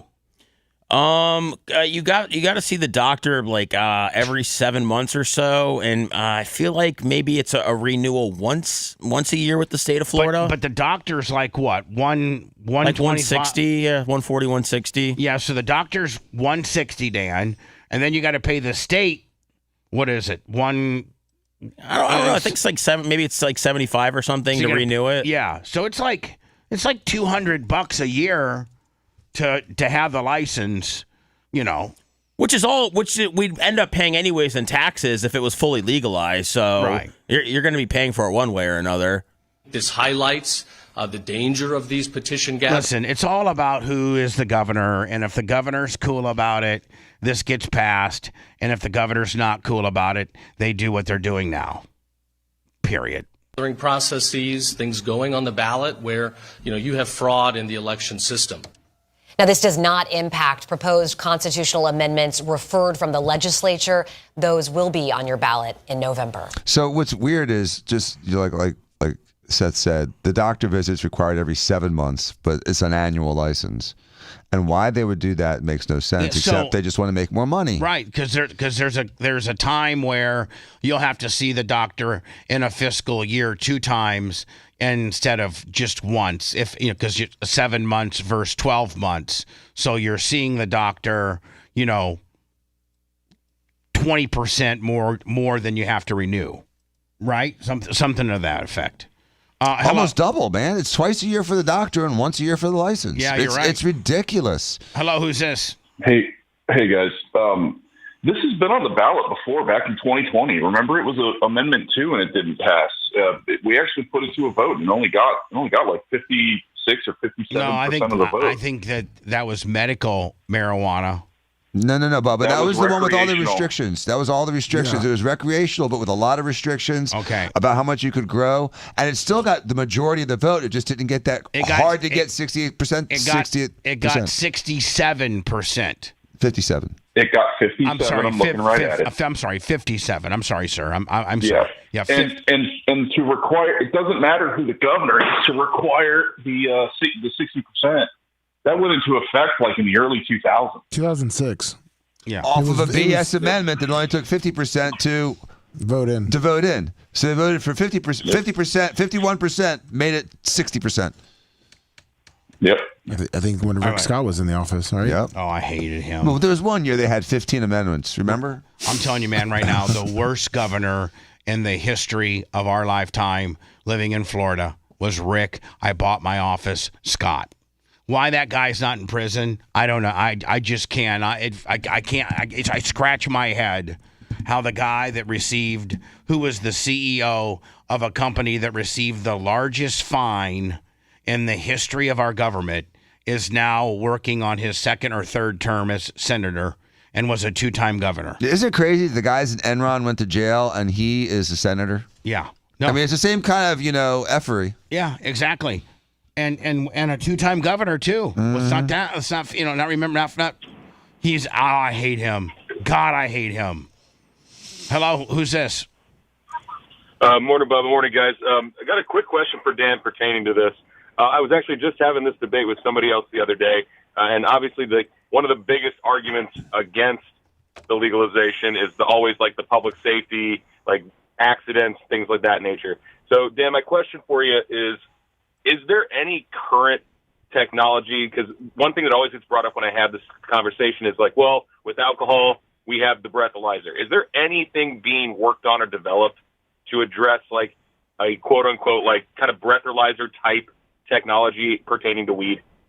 I'm sure they're working on it, but they don't have a standard that's reliable. So the only way they can check you is with a blood test, which is the other reason they have a problem with it, because they can't quantify what's intoxicated or what's impaired. Yeah, what's impaired? That's always the one impaired thing is the word. They called it. If they get you for driving high, it's called impaired. Yeah, and it's a far. They don't necessarily have the field impaired tests. There's no standardization for it. So yeah, Discretionary. Yeah, That's a tough problem. The other thing is that it's hard to make alcohol. It's easy to grow pot. You know what I'm saying? So it's difficult to have a brewery. Seth could have a shed out back and grow pot. Seth couldn't have a still out back that he was, fermenting corn, and it's a big. I know moonshiners. You know them, but yes. You're not one. No. You're not one. But it takes one to know one. True. So I'd be so scared because if you get it wrong, you die. With alcohol? Yeah, with moonshine, because you get the wrong temperature in there, and you distill the wrong things. Like, I got 100% pure poison.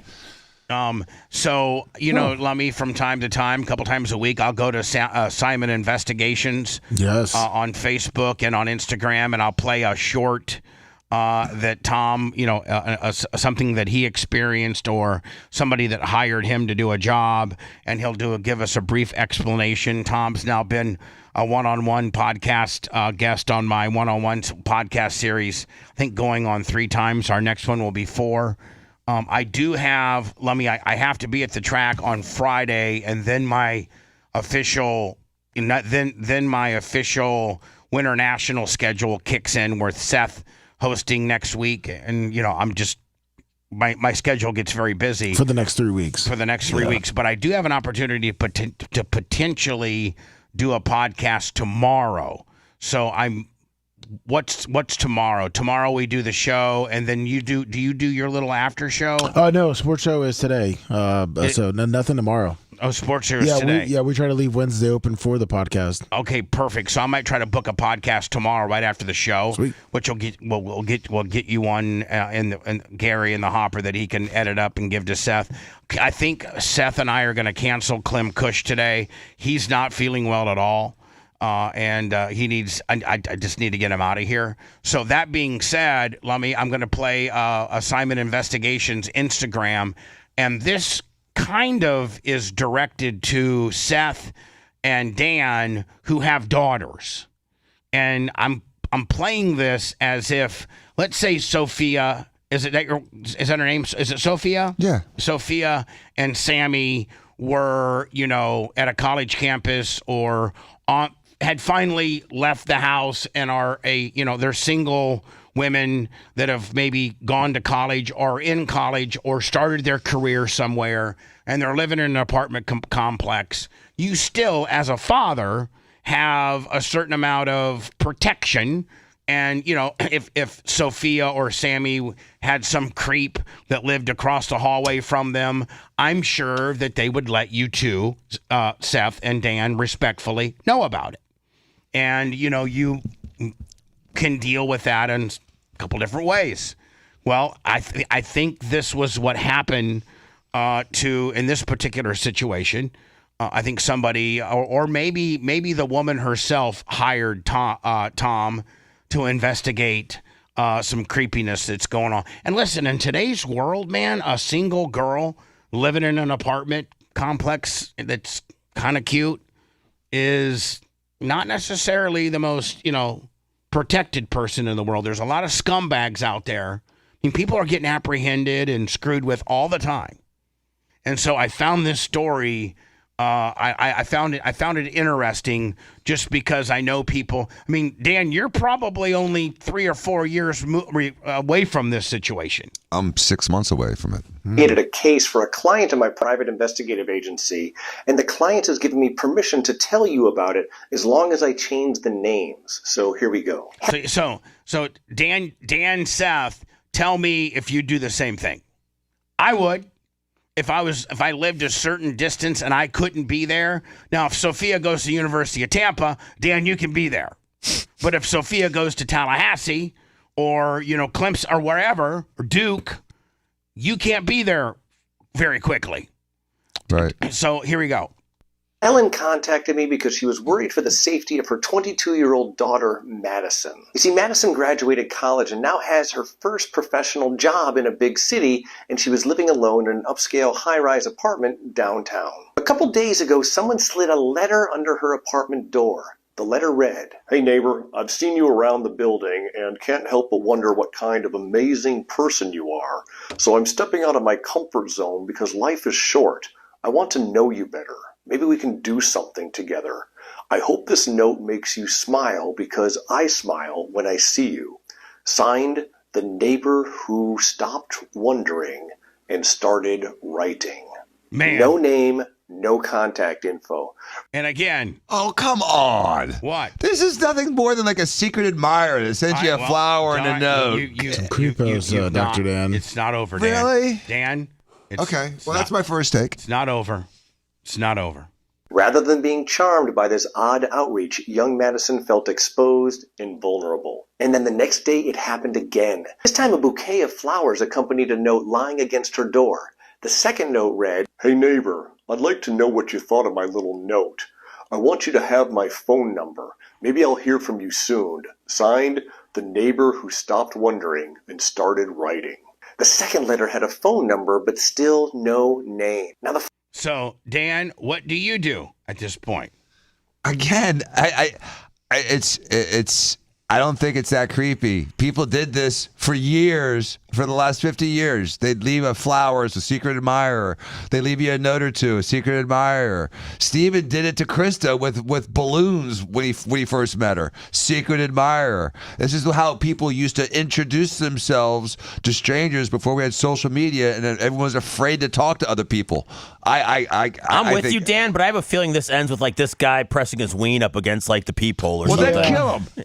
I don't think Tom Simon's talking about a secret admirer. Quick to jump, unhinged Dan. Yes. flowers did nothing to calm Madison's nerves, and she called her mother, who called me. The first thing I did was trace the phone number, and it came back to a 40-year-old guy named Vladimir. Have you changed your mind yet, Dan?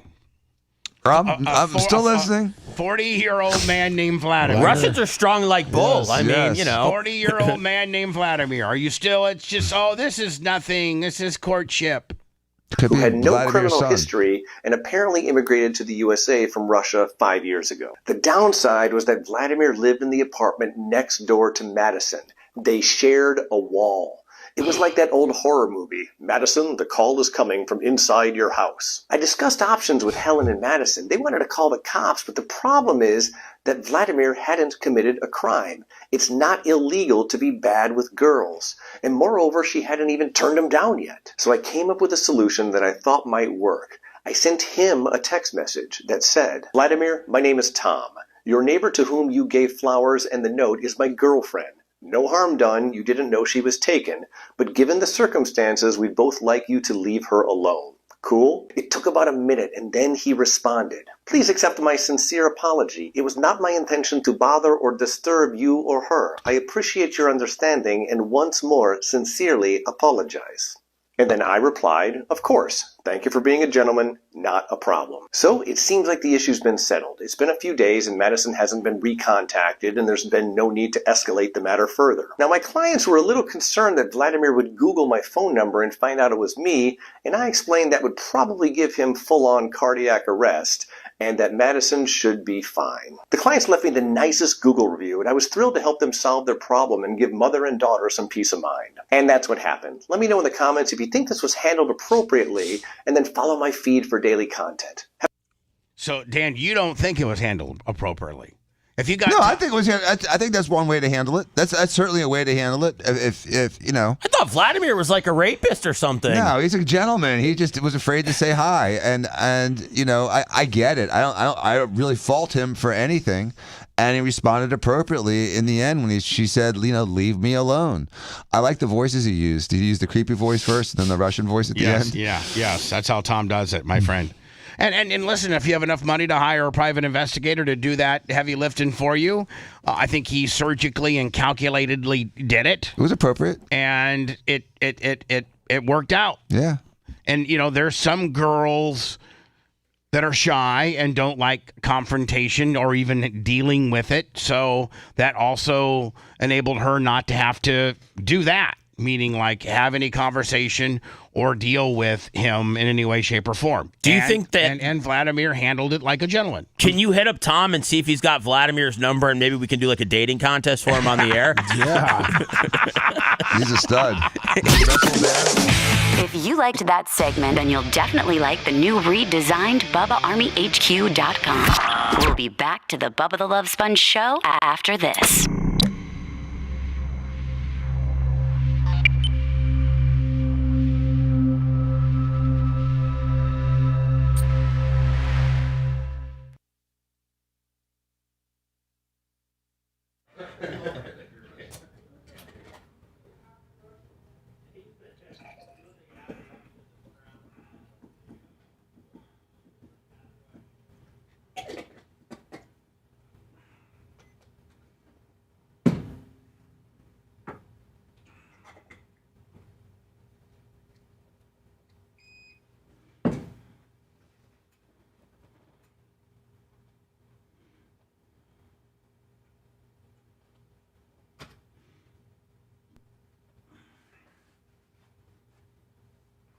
Hello, everybody. It's just me, Bubba.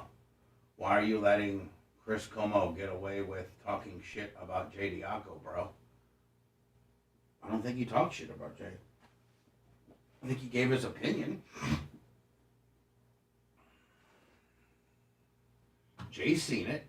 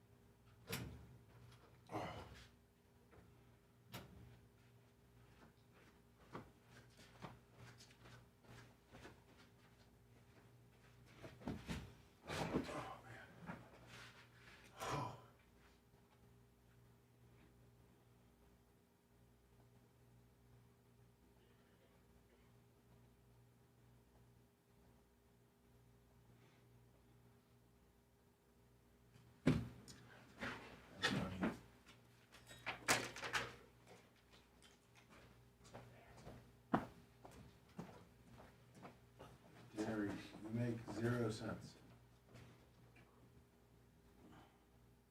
Oh shit, our Dan's headphones broken? Then I reached out to him and he didn't respond. Yeah.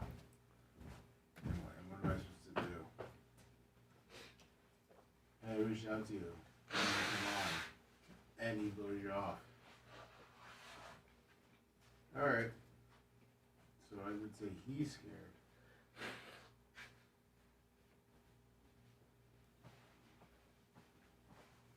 Yeah, and we called it out and talked to him. We tried to. And he blew us off. So who's scared? Get your facts straight. Your headphones break? The muff came off. Oh, okay. The padding? Yeah. I can fix it. I fixed it before.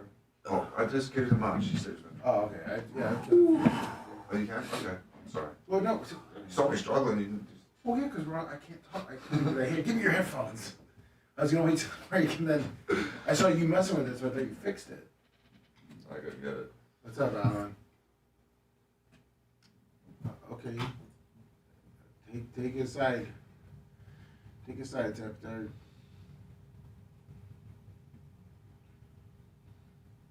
Loving the lips. So, 202R. That you literally make no sense there.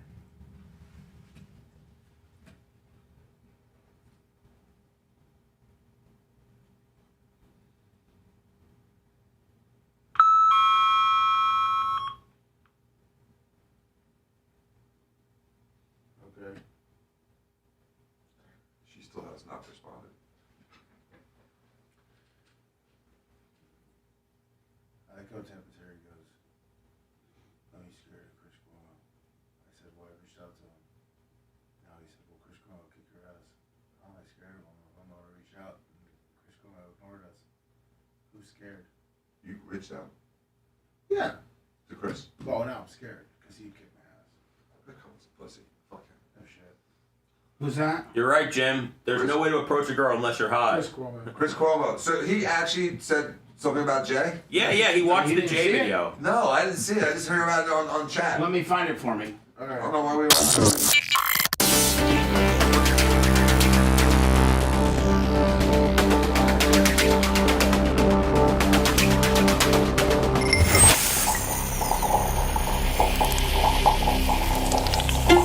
someone asks, how was your weekend?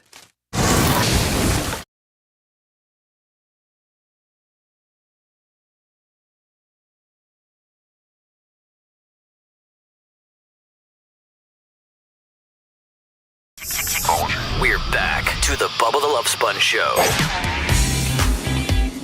Now, did we completely forget to let Jay and Dan know? Jay knew. Jay talks about it. Jay talked about it. Yeah. Jay addressed it. Really? Jay said, "I'm glad that Cuomo is. I'm in his head. I'm glad that he's watching our shorts and our reels generated by the great Gary Cantrell. And also, I'm very proud of Seth and Lummy and Gary and Macho Man of getting those out to every possible scenario platform we have, from Instagram to TikTok to Facebook to X. You guys get all of those reels out, every one of them, and it's funny to see that one will go viral on Facebook, one will go viral on TikTok, one will go viral on Instagram. It's bizarre, isn't it? How it seems so random. There is no rhyme to reason on it. Lummy, I sent you the clip. Okay. So I don't know. So obviously somebody sent this to Chris Cuomo, right? Or because millions of people saw it, it just organically appeared in front of his feed. Yeah, I mean, it could have been a recommendation. Injuries or somebody could have.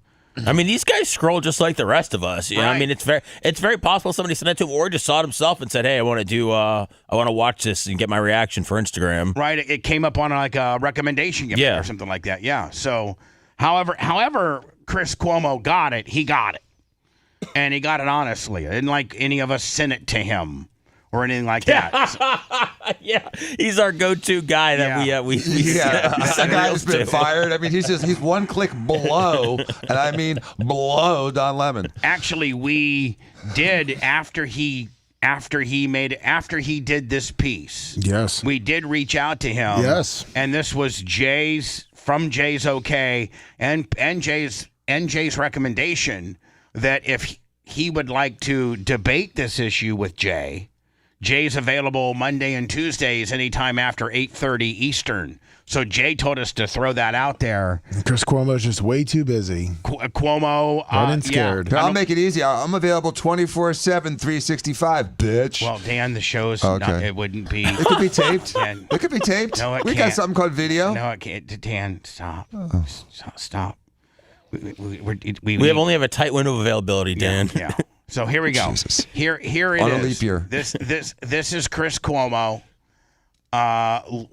reacting to Jay's comment about Tom Homan.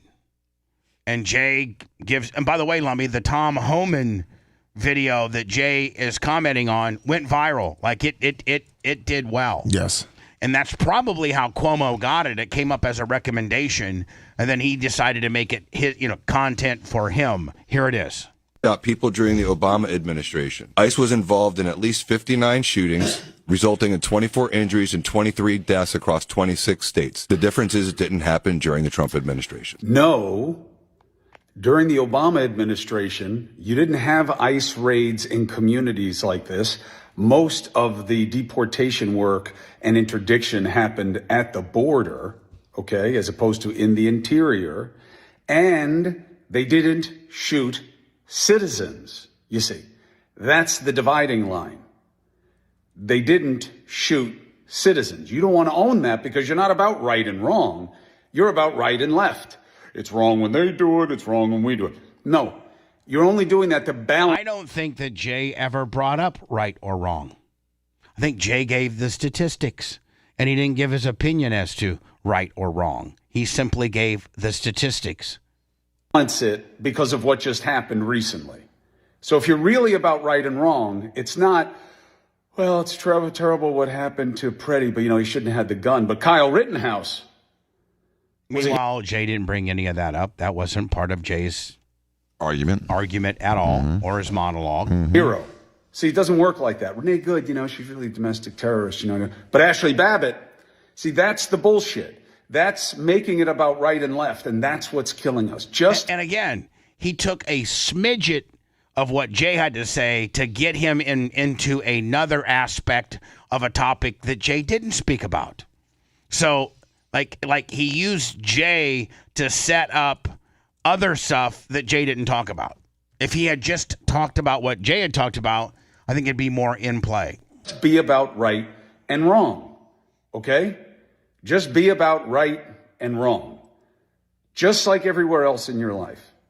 Apply that to your politics. I know it won't get you the clicks, but that is the right thing to do. ICE agents shot people during the... So that was his response. Kind of a big nothing burger.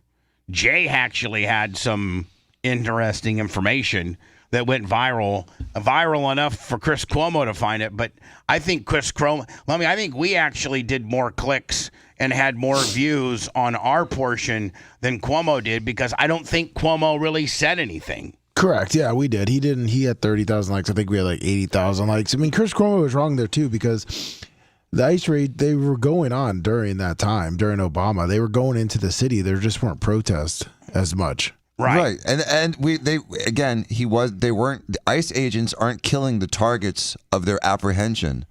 The two deaths were people that unlawfully interfered with a law enforcement endeavor.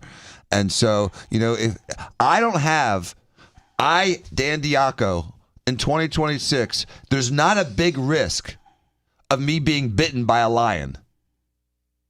But if I was a lion trainer, or I work with lions, or I went into Africa and started screwing with lions, there's a big chance of me getting bitten by a lion.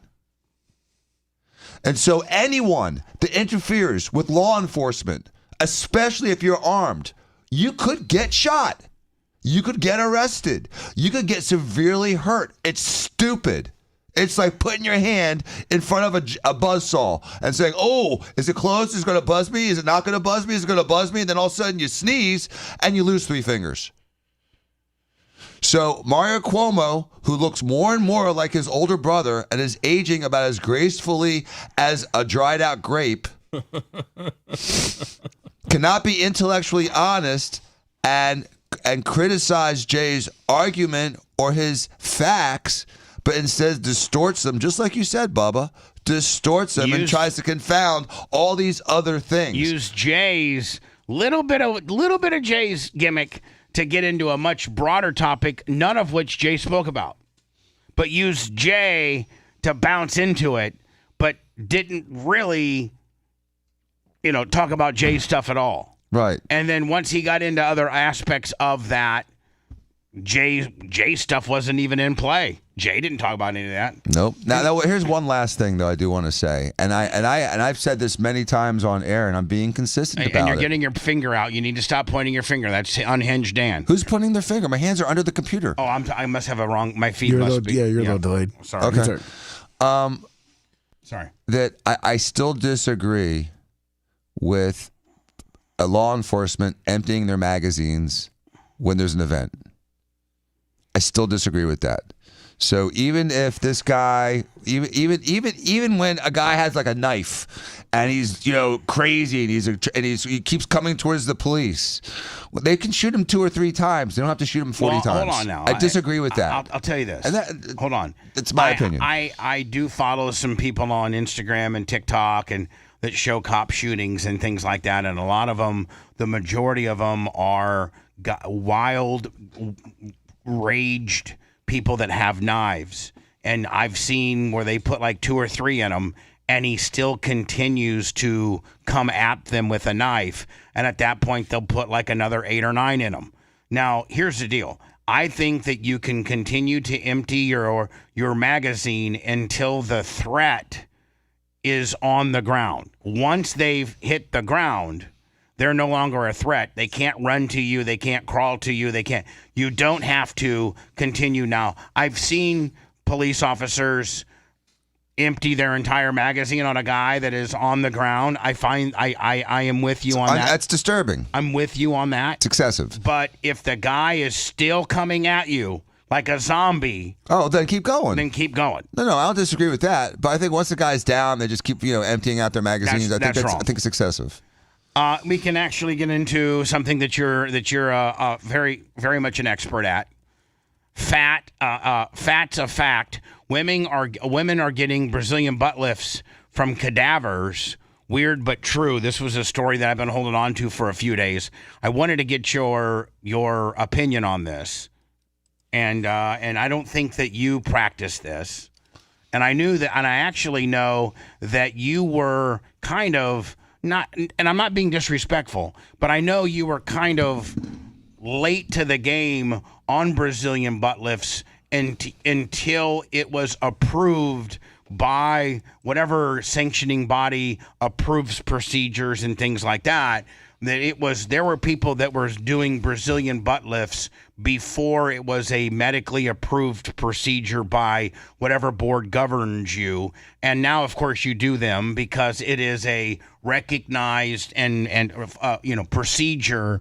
But for the longest time, for 2, 3, 4 years, there were these people that were doing them voguely, if you will, and you refuse to do them. I'm like, they're complicated. There's complications in how they're doing them, and they're still not board certified. Am I right on that, Dan?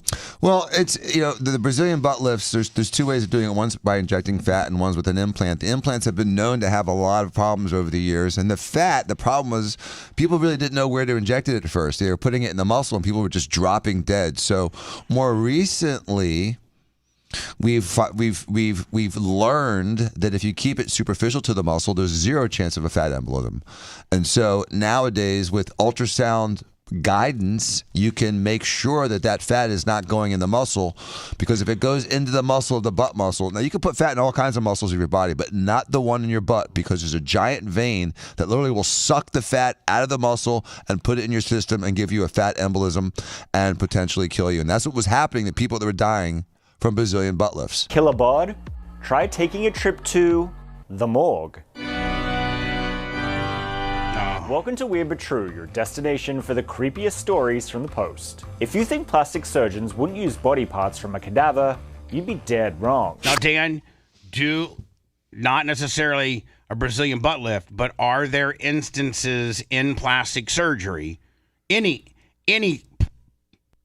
portion of plastic surgery, that you do use a plastic surgeon, a board certified plastic surgeon such as yourself, would use parts of a cadaver? Yep. Okay. It's called alloderm. It's cadaveric skin. And we use it all the time in breast surgery and other surgeries. And it's just like a tissue matrix. It's like a sheet of essentially skin that you can implant into somebody as protection for an implant or as soft tissue coverage. We also still use pig skin on people. Yes, pig skin is still used on humans. And what is burns, covering transient, temporary coverage for burns, because you only have so much skin that you can use for skin grafts, and if you're burned 70% of your body, there's not a lot of donor sites, so they cover it with, they'll cover it with pig skin, they'll cover it with, cadaveric dermis. There's a lot of ways to do it, so we do use dead people stuff. It's like something out of the Addams Family. All right, the guy. Can you just give us the story there, buddy, instead of the Addams Family with the record scratching? Thanks to popular procedures like the Brazilian butt lift, there's a growing demand for fat. Double up. And a shrinking supply of it. I'm looking at you, Ozempic.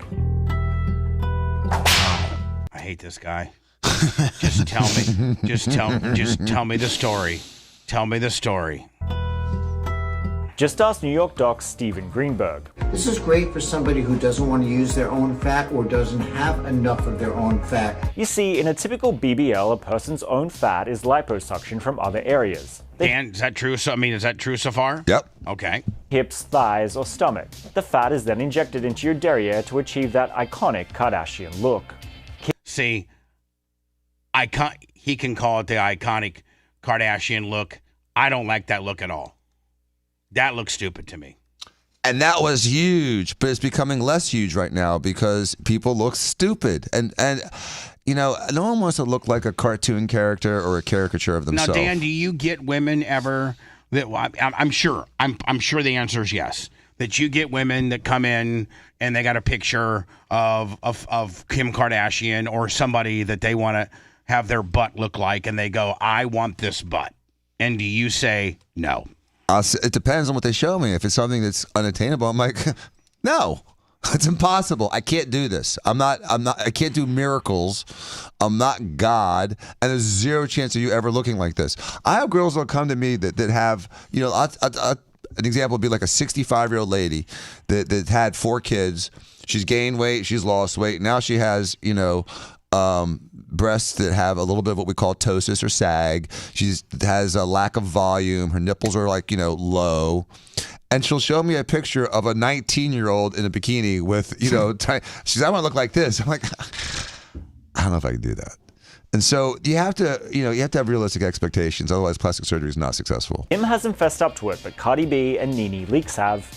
The Grammy-winning singer SZA did too, and regrets it. Last year, she told British Vogue, quote, "I gained all this weight from being immobile while recovering and trying to preserve the fat. It was just so stupid. But who gives a f***? You got a BBL, you realize you didn't need the f***. Well, for those who don't think it's, quote, stupid, I don't want none unless you got buns, hun. And aren't blessed with their own curves, there's a new product hitting the market called Aloe Clay. Warning, you might want to put down your smoothie before hearing this. All right, so this is a new Dan, are you familiar with such new? Yes, and it's a wonderful product in moderation. It's not designed to put 400 ounces of it in your butt as a Brazilian butt lift. It's called what now? Aloe Clay. Aloe clay is fat harvested from organ donors. Oh. It's sterilized, cleaned of any genetic material, and then... Man, can you imagine the fat they could get from me if I was an organ donor? They'd look at me and be like, man, we can do... an entire girls' basketball team of butt lifts with that guy. Yeah, they could probably make about $50,000 to $100,000 off of one body, if not more, and no one gets that money except the people that are harvesting the organs. Like, you donate your body to science so that a bunch of other assholes get to make money off your body. I listen, on my driver's license when I renewed it, I went from being an organ donor to not being an organ donor because I just don't want them chopping me up and selling me like I'm a piece of cattle. And I said this years ago, and it's been shown. They did a study. If you're an organ donor, they are way faster to pull the plug on your silly ass. Right. Dan said this, God, back when we were like... The early 2000s. Back when we were on 98 Rock, Dan says, when you're in there and you're hooked up to a machine and there's a 50-50 shot that if they really busted their ass, they could get you back to working. Or they could be like, he's an organ donor.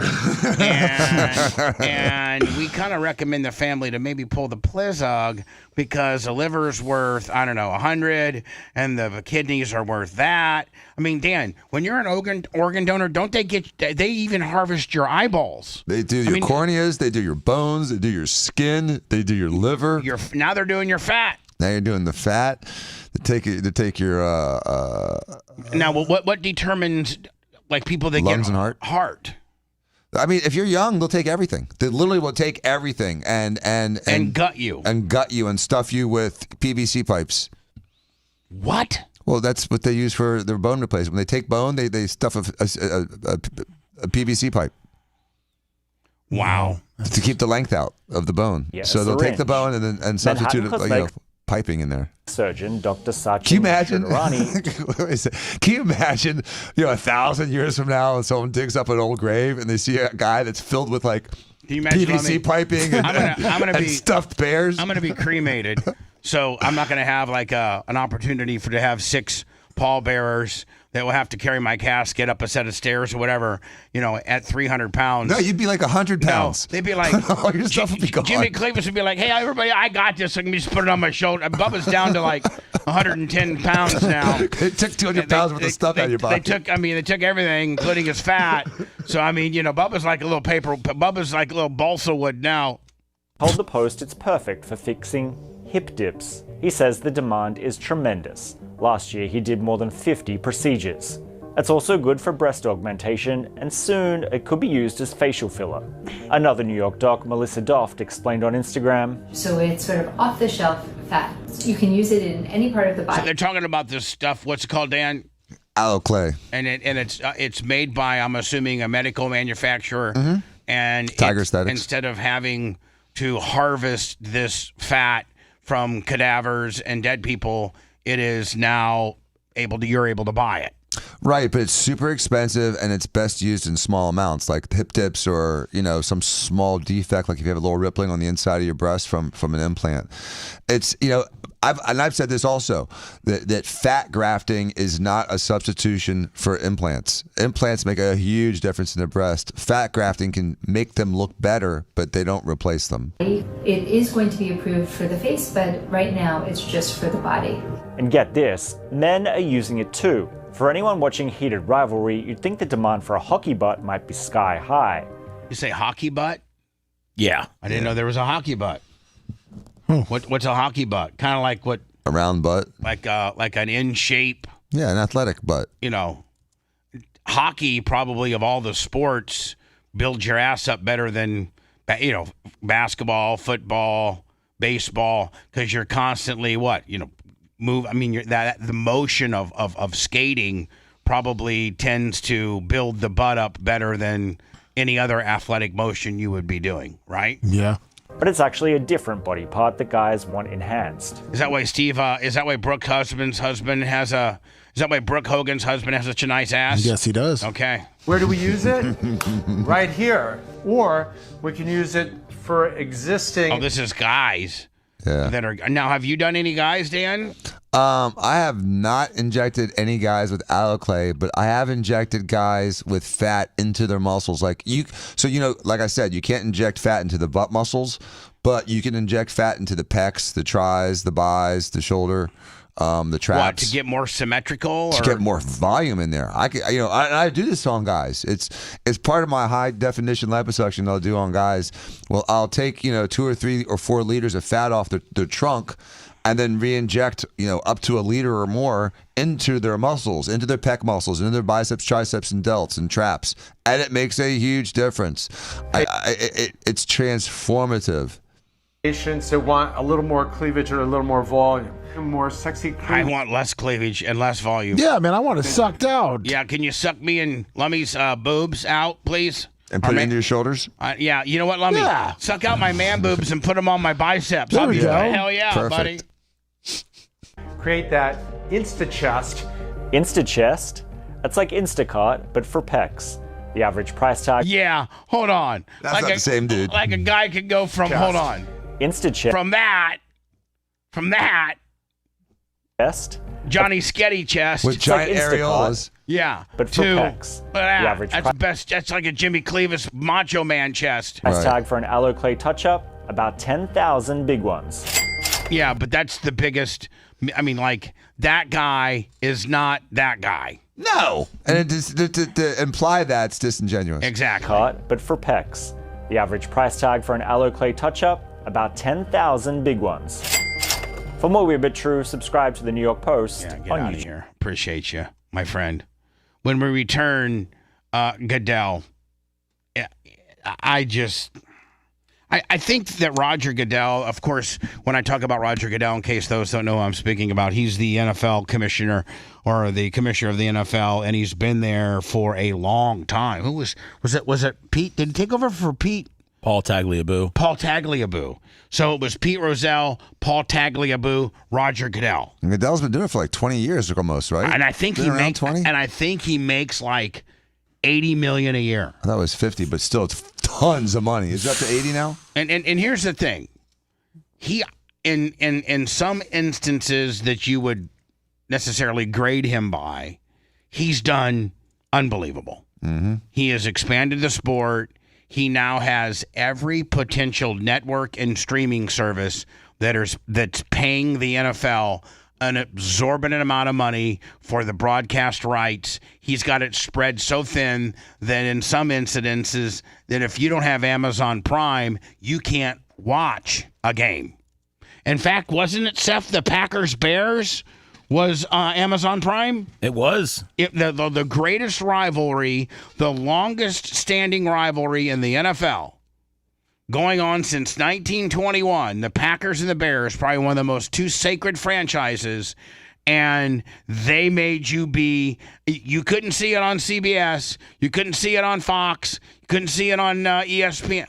You had to have Amazon Prime to watch that iconic matchup. Well, that was Thursday Night Football all year. Yeah. Yeah. So, I mean, Goodell has, and you can get mad at him all you want, but that is so great for the owners, for the players, for the salary cap, for anybody that gets paid by the NFL. Anybody that makes a living playing football, managing football, owning a team, being employed by a team. I think Roger Goodell is your friend. Where I think Roger Goodell has screwed up on is, well, we'll get into that next. I think he's made some horrible mistakes, and especially those of late. And I think that this Bad Bunny situation, it's just my opinion, and some don't share it, and you may not share it, and that's fine. But having Bad Bunny as your only Super Bowl halftime is a big issue, to the point where I think Turning Point announced yesterday that on turningpointusa.com they're having Kid Rock. They're having so when the an alternative halftime show. So when the NFL is doing their doing their NFL halftime. Was that Charlie Kirk's dream to be a concert promoter for Kid Rock? I don't think it was. Okay. I really don't. I think he might be mad at Erica right now. I really do. I think that he might be like, listen, but maybe she's scrambling around trying to find relevance. I don't know. I mean, I like the play. I like the look, and I like it. Because I think that there's a lot of people that are really, really, really mad, about Bad Bunny. Here it is, Erica Kurt. I'm just going to put this next to. I had it there.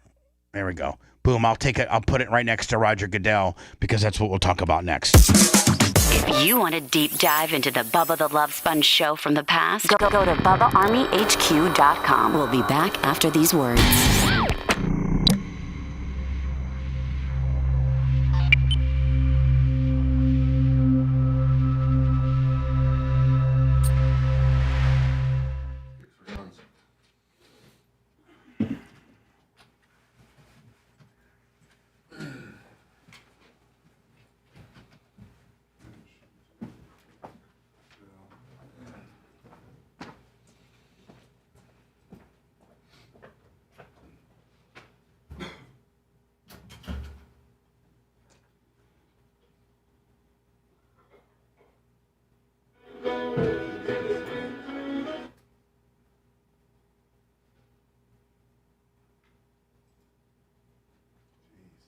Let's have your question. What is it?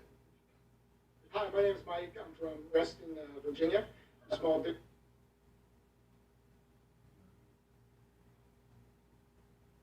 No, does he, Rich? I want to. Seems like he's gonna talk. Since y'all have been sending me this article about Turning Point USA, Charlie Kirk's nonprofit, now run by his widow Erica Kirk, let's talk about it. Yep, so this is happening. Since the world is so mad about Benito singing in Spanish,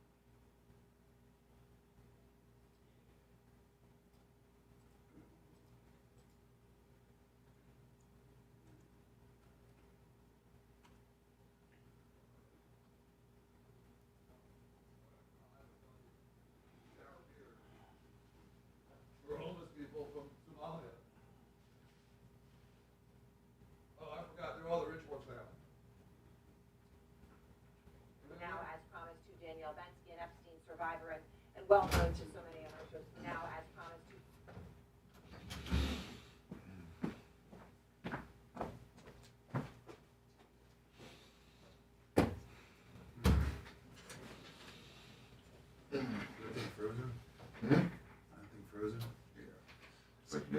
Have you seen those videos of people throwing up like boiling water in 0 degrees?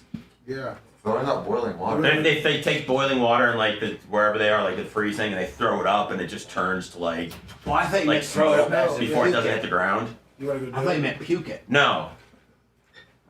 What? What do they do? What? No, I said, you want to go do it? We can put something in the microwave. Throwing it in the air, not throwing up like throwing up. Yeah, throwing up in the air. Yeah.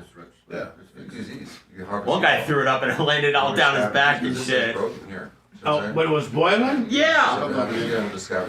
He threw it wrong. Yeah, you gotta throw it away from you. Yeah, he didn't know that. He thought that it just would go away from you when you put it up. Who's this? Just one of the videos of the people throwing the boiling water in the air. And he burned himself? Yeah, one of the guys went all over one guy.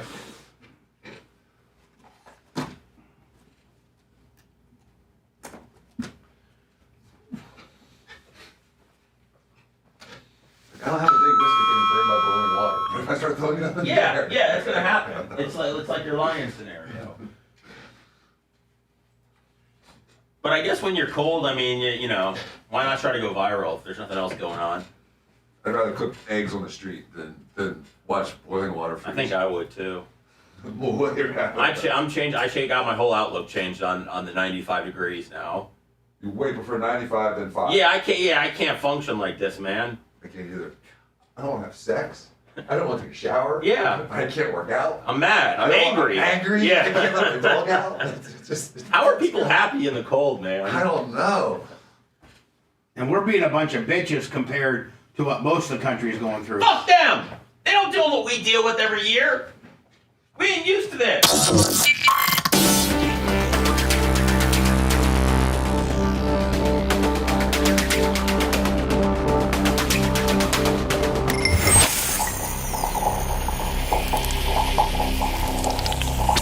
The Bubba the Love Sponge Show, listener supported via PayPal, Venmo and Cash App, all at the Bubba Army, now returns.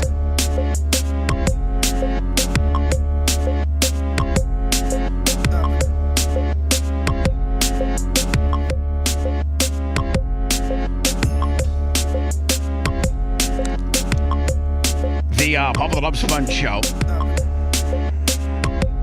Jade isn't coming in today because he's got a pretrial conference in front of a judge. I don't know if Steve's coming in or not. I think he is. I thought Jay said he was. Yeah, I'm pretty sure he is. Fantastic.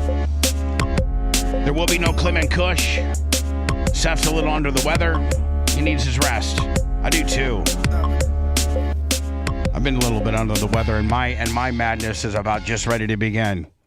As soon as I leave the show on Friday, I won't be. Well, I'll get back Sunday, and then be here Monday, Tuesday, Wednesday, then gone Thursday, Friday, hosted by the Seth Kushner, and then I get back on Monday, and I'll be here Monday. I think Monday, Tuesday, Wednesday, and then again another Thursday and Friday, hosted by Seth Kushner, and then the following week, I think I'm only here Monday. Ooh. Maybe Tuesday. Monday, Tuesday. Hot damn. And then Wednesday, Thursday, Friday. Wednesday, Thursday, Friday. So that's 3, 4, 5. So I think, 7. I think 7 to 9 shows hosted by the Seth Kushner. So 8 shows.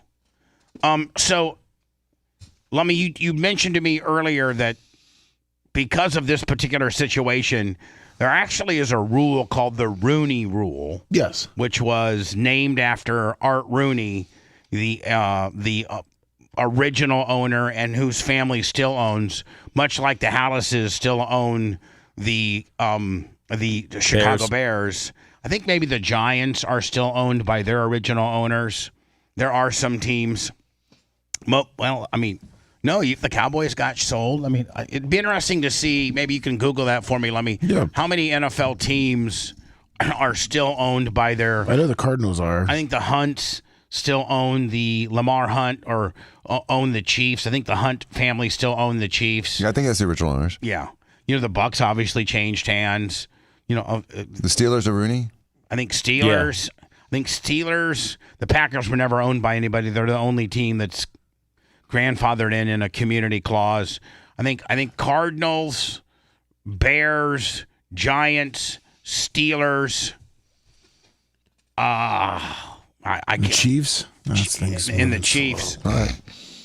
So anyway, in this rule, was it based on Mike Tomlin? No, it wasn't based on him, but wasn't Pittsburgh one of the very first franchises to hire an African American to be the coach? No, well, you got to think Tony Dungy with the Bucks was Art Shell a long time ago. Yeah, Art Shell. Was Art Shell before Tom? Yeah, Well, yeah. Tony Dungy was before Tomlin. Tomlin works for Tony Dungy. So I wonder why they call it the. Because he was like the big person to get the rule in. So Rooney, Rooney was, even though he at that time didn't have a black coach, he was, and during the owners' meetings and stuff, was one of the most vocal in saying we need to diversify our hiring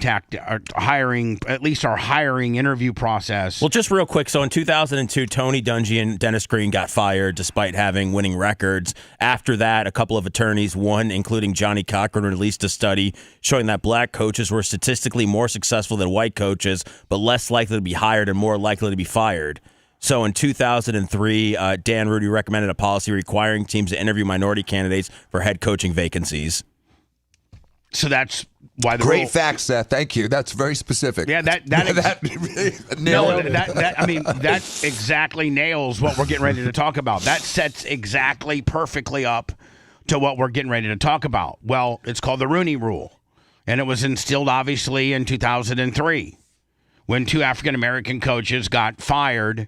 And, the good old boy, white, I don't think till this day there's any African-American ownership in the NFL. Well, so the problem that they have, though, Lummy, it seems like everybody has forgot the Rooney Rule. The Browns, the Vegas, Arizona, the Bills, Dolphins, Falcons, Texans, Bills, Steelers, Giants, they Ravens. I think they all forgot. Well, no, you still have to interview. They just said that the candidates weren't as strong. Hey, Roger, how you doing? Hey, I remember talking in your office back in 2019, and you had said that the league is always going to look at different things about hiring. Well, since then, you guys have expanded the Rooney Rule. You have put in a mandate to try to address the offensive side of the ball with the coaching fellowship program. And you also put candidates in front of the decision makers. But everybody knows that this cycle is 0 for 10 for black coaches, 1 for 9 for coaches of color. So should you just be resigned to the fact now that basically nothing you do can move the numbers between 3 to 7 on coaches and 3 to 7 on general managers, those historic numbers that we've seen? You know me too well to say I'm resigned to something where I think we need to continue to make progress, and I believe that. I believe diversity is good for us. Well, yeah, it is, but you had 0 of it in this last go around with 10 open vacancies. 2 of which I think are still open, right? Vegas and Arizona? One of them's getting, I think they both have their coaches. Yeah. He's got to wait till after the Super Bowl, right? Yes. I think it's Kubiak for Vegas, isn't it? Yes. I think we have become a more diverse league across every platform, including coaching. But we still have more work to do. There's got to be more steps. So we're reevaluating everything we're doing. Including having Bad Bunny. The black coaches had a losing record this year, though, in the NFL. Including our accelerated program, including every aspect of our policies and our programs to meet the challenges of today and tomorrow rather than yesterday. So we need to be looking at that and sort of say, okay, why did we have the results this year? What is it that we can be doing in training or education and that? By the way, he's saying nothing. Right. He's absolutely not. And the national average of African Americans in America is what, 10%, 11%? 13%. So 1 in 10 is appropriate. They shouldn't get more than their average. The NFL is like 80%. No, it's 53.5 of players. And I'm talking about 44.3 in assistance. I'm talking about America. The population in America is a little over 10% black. 13. 13% black. Okay. So any more than 13% of the coaches being black is disproportionately. That's never gonna fly. No. That's So never three gonna or be. four. So 3 or 4 black coaches, is it fair? It's fair.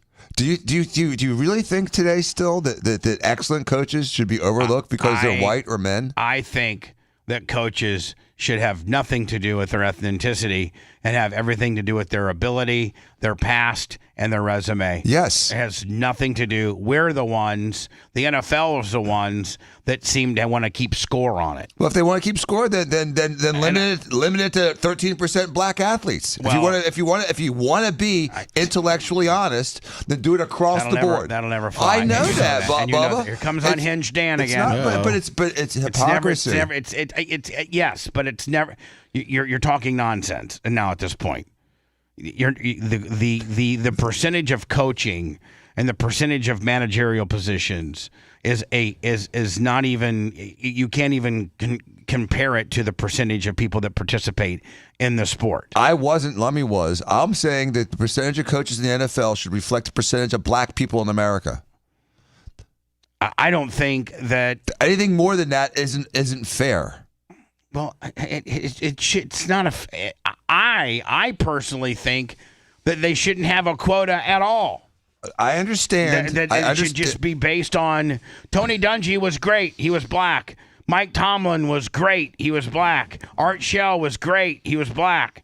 There's just some real Dennis Green at one time was great and was black. And, I don't think it should be a mandate that Todd Bowles sucked and he's not getting fired because he's black. Okay, I think it's because the Glazers are cheap, but that's for not just the candidates but also the clubs, and how we can try to continue to increase the opportunities and the outcomes ultimately. He said nothing there.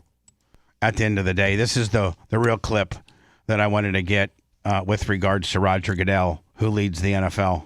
Listen, Bad Bunny is, and I think that was demonstrated last night, one of the great artists in the world. And that's one of the reasons we chose him. But the other reason is he understood the platform he was on, and that this platform is to use. Boy, Lummy, this audio is horrible. Wonderful. Yeah.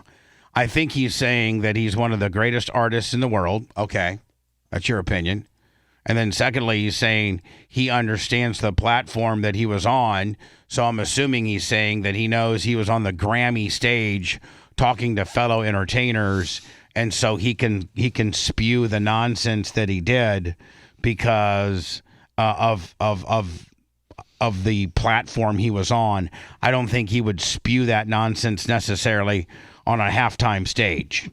This platform is used to unite people and to be able to bring people together with their creativity. Well, to me, it didn't look like the Grammys were uniting anybody. It was all ice off ice, big hate fest to me. Goodell right now is talking about the halftime show. That platform. What platform is this platform? He's talking about the halftime NFL platform. show. Okay. Yeah. And to be able to bring people together with their creativity. Oh, I thought he was talking about his platform of being of his Grammy speech, bringing people together. But instead, he's talking about the platform he's going to be given as a entertainer for the Super Bowl. Yes. To unite people and to be able to bring people together. It's going to be interesting to see how many people he unites and how many people he brings together. I'm going to watch it with an open mind and say I'm going to watch it with an open mind and I'm going to say, is this making me is this uniting me and making me come together more so than if I had Kid Rock and a couple a little bit more diversity, a country guy or a girl, an African American guy or a girl, a rock guy or a girl, maybe some other genre, if you will. Well, it's interesting. Bad Butterfly has already spent a lot of time telling everyone that, speak Spanish or you're not going to understand anything. And he's been nothing but divisive. I sent you the better audio clip of this and a visual. And he did. And Bad Beaver did it again at the Emmys or the Grammys. And I'm sure Bad Beetle will do it again at the halftime show and just pound his chest that he's not white. And, I'm a big fan of Bad Blowfish. He sucks. Any other more bees? You done? You got any more? You got any more? I got a list, man. I got all kinds of lists. Sorry. Hi. Two-part question, although they are related. Will there be any ICE enforcement operations, to your knowledge, around the Super Bowl, whether that's this week and at the game on Sunday? And then the second part, Bad Bunny made a pretty clear anti-ICE statement at the Grammys last. By the way, let's not forget that the Super Bowl is this Sunday. Yes, it is. Super Bowl is this Sunday. What time's kickoff? Are they going to? Is it 6? It's like 6:25. Oh, let's see. I think it's like around there. They're not pushing it to the usually 6:30. Yeah, 6:30. Yeah. Okay, and they're usually pretty much on time. Night. What are you expecting in terms of political statement, whether that's from Bad Bunny or Green Day or any of the other performers? Green Day is opening up. No, isn't Green Day before the game? Yes. Yeah. Green Day's before the game, and that was a throw-in. That was not originally part of this. They threw that in. Well, they do. The Super Bowl or the NFL always does a pre-Super Bowl kind of concert. Yeah. I like Green Day, but they're just another band that hates America. Yeah, true. On your first question, security is obviously one of the things we focus on the most. It's a Tier 1 level event that involves unique assets at the federal level, state level, and the local level, all working together. I see no change in that in the preparations for the Super Bowl. We've not seen that. We're working with all three of those levels and doing everything we can to make sure it's a safe environment. And the federal government is a big part of that, including this administration, every other administration before that. I think Tier 1 is probably been the category we've had since at least the turn of the century, if not before that. So I just anticipate we'll continue to do the work to make it the safest event. On your second question, I think everybody listen, Bad Bunny and I think that was demonstrated last night, one of the great artists in the world. And that's one of the reasons we chose him. But the other reason is he understood the platform he was on, and that this was. I think. I wish somebody would ask Roger Goodell, "Are you familiar with Bad Bunny has announced that he's going to sing the entire halftime show, or his entire performance is going to be in Spanish? And do you think that is something that could be problematic, or unites America, or with regards to your average person that is watching the program? Isn't America a melting pot? Yeah, yes, we are. But I mean, that doesn't mean we all speak. It needs to be primarily white melting pot. I think you need to speak the native tongue. He can speak English. You heard him speak English the other night. He sings in Spanish. I know, but and he happens to be one of the biggest artists in the world. I understand that. But in speaking and singing in Spanish... Why does that make you mad? It doesn't make me mad. I'm asking you, is it going to make people mad? I've not seen it yet. I can't get mad about it yet. But what I'm saying... is, how is that going to unite people if half, or maybe well over half, of the people can't understand what he's saying? Who is looking to a halftime show to unite? Well, obviously the NFL is. The NFL wants... He just said that. He just said that. One of the reasons we chose him. But the other reason is... Of course, I get a buffer. Of course. Right at the high spot, and we get buffed out. God damn it, Lummy. And now we look stupid. Jesus. And I think that was demonstrated last night, one of the great artists in the world. And that's one of the reasons we chose him. But the other reason is he understood the platform he was on, and that this platform is used to unite people and to be able to bring people together with their... It's a halftime show, man. It's not that serious. But I mean, Roger Goodell said it. Right, I'm saying I don't look to a halftime show to unite with my fellow brothers and sisters I've been at odds with, for the last 8 years. I think I think Roger Goodell's missing one key component of a word that could probably save his ass. Entertaining. Bad Bunny's entertaining. We're not looking for him to unite anybody. We're looking for him to entertain. And entertaining can be in any type of. It doesn't have to be in necessarily in native English. It can be in Spanish. We're not looking for him to unite. Hell, we can't unite as a country over anything. We think Bad Bunny's going to be the secret sauce that keeps us united? Hell no. It's Kid Rock. Well, no, but you know what? The only thing I think Roger Goodell should say, the only thing that we want Bad Bunny to do is to be entertaining. And that the people that watch it and the people that are there and the millions and hundreds of millions of people watch it. And then additionally, our clients that buy commercial gets added value because people stuck around to watch the halftime show. Boom. Now we're not talking about anybody uniting anybody because we can't unite. Let's just be honest. With that ship has sailed. The uniting. Demonstrated last night, one of the great artists in the world. And that's one of the reasons we chose him. But the other reason is he understood the platform he was on, and that this platform is used to unite people. And so let me just stop it right here. Maybe Bad Bunny's the answer, if we were to be open-minded. But if you are looking for somebody to unite people, then hire Good Gerbil. Then what does that mean? Oh, geez. But someone that's just something that's not as divisive. You wonder why I get mad at you sometimes, Dan. I don't even know what you're talking about. A gerbil. What does a gerbil mean? Well, because instead of Bad Bunny, Dan gets mad at me because I yelled at him sometimes. But I don't. That was counter programming. I apologize. It was sometimes bad is good. Gerbil, Bunny. That's so dumb. It was dumb. I apologize. My bad. I'll take it. Then let's collectively, from Steven to Seth and everybody in between, is there? I think the answer is no. I don't think there's any artist that we could all agree upon that could unite our country right now. Eminem. No. I don't. I say no. Yeah, some people still don't like Eminem. I mean, I don't know. I mean, you can't dig Whitney up. No, she would be perfect. But is there any Seth? I do know. I know of one. Mariah Carey? Nope.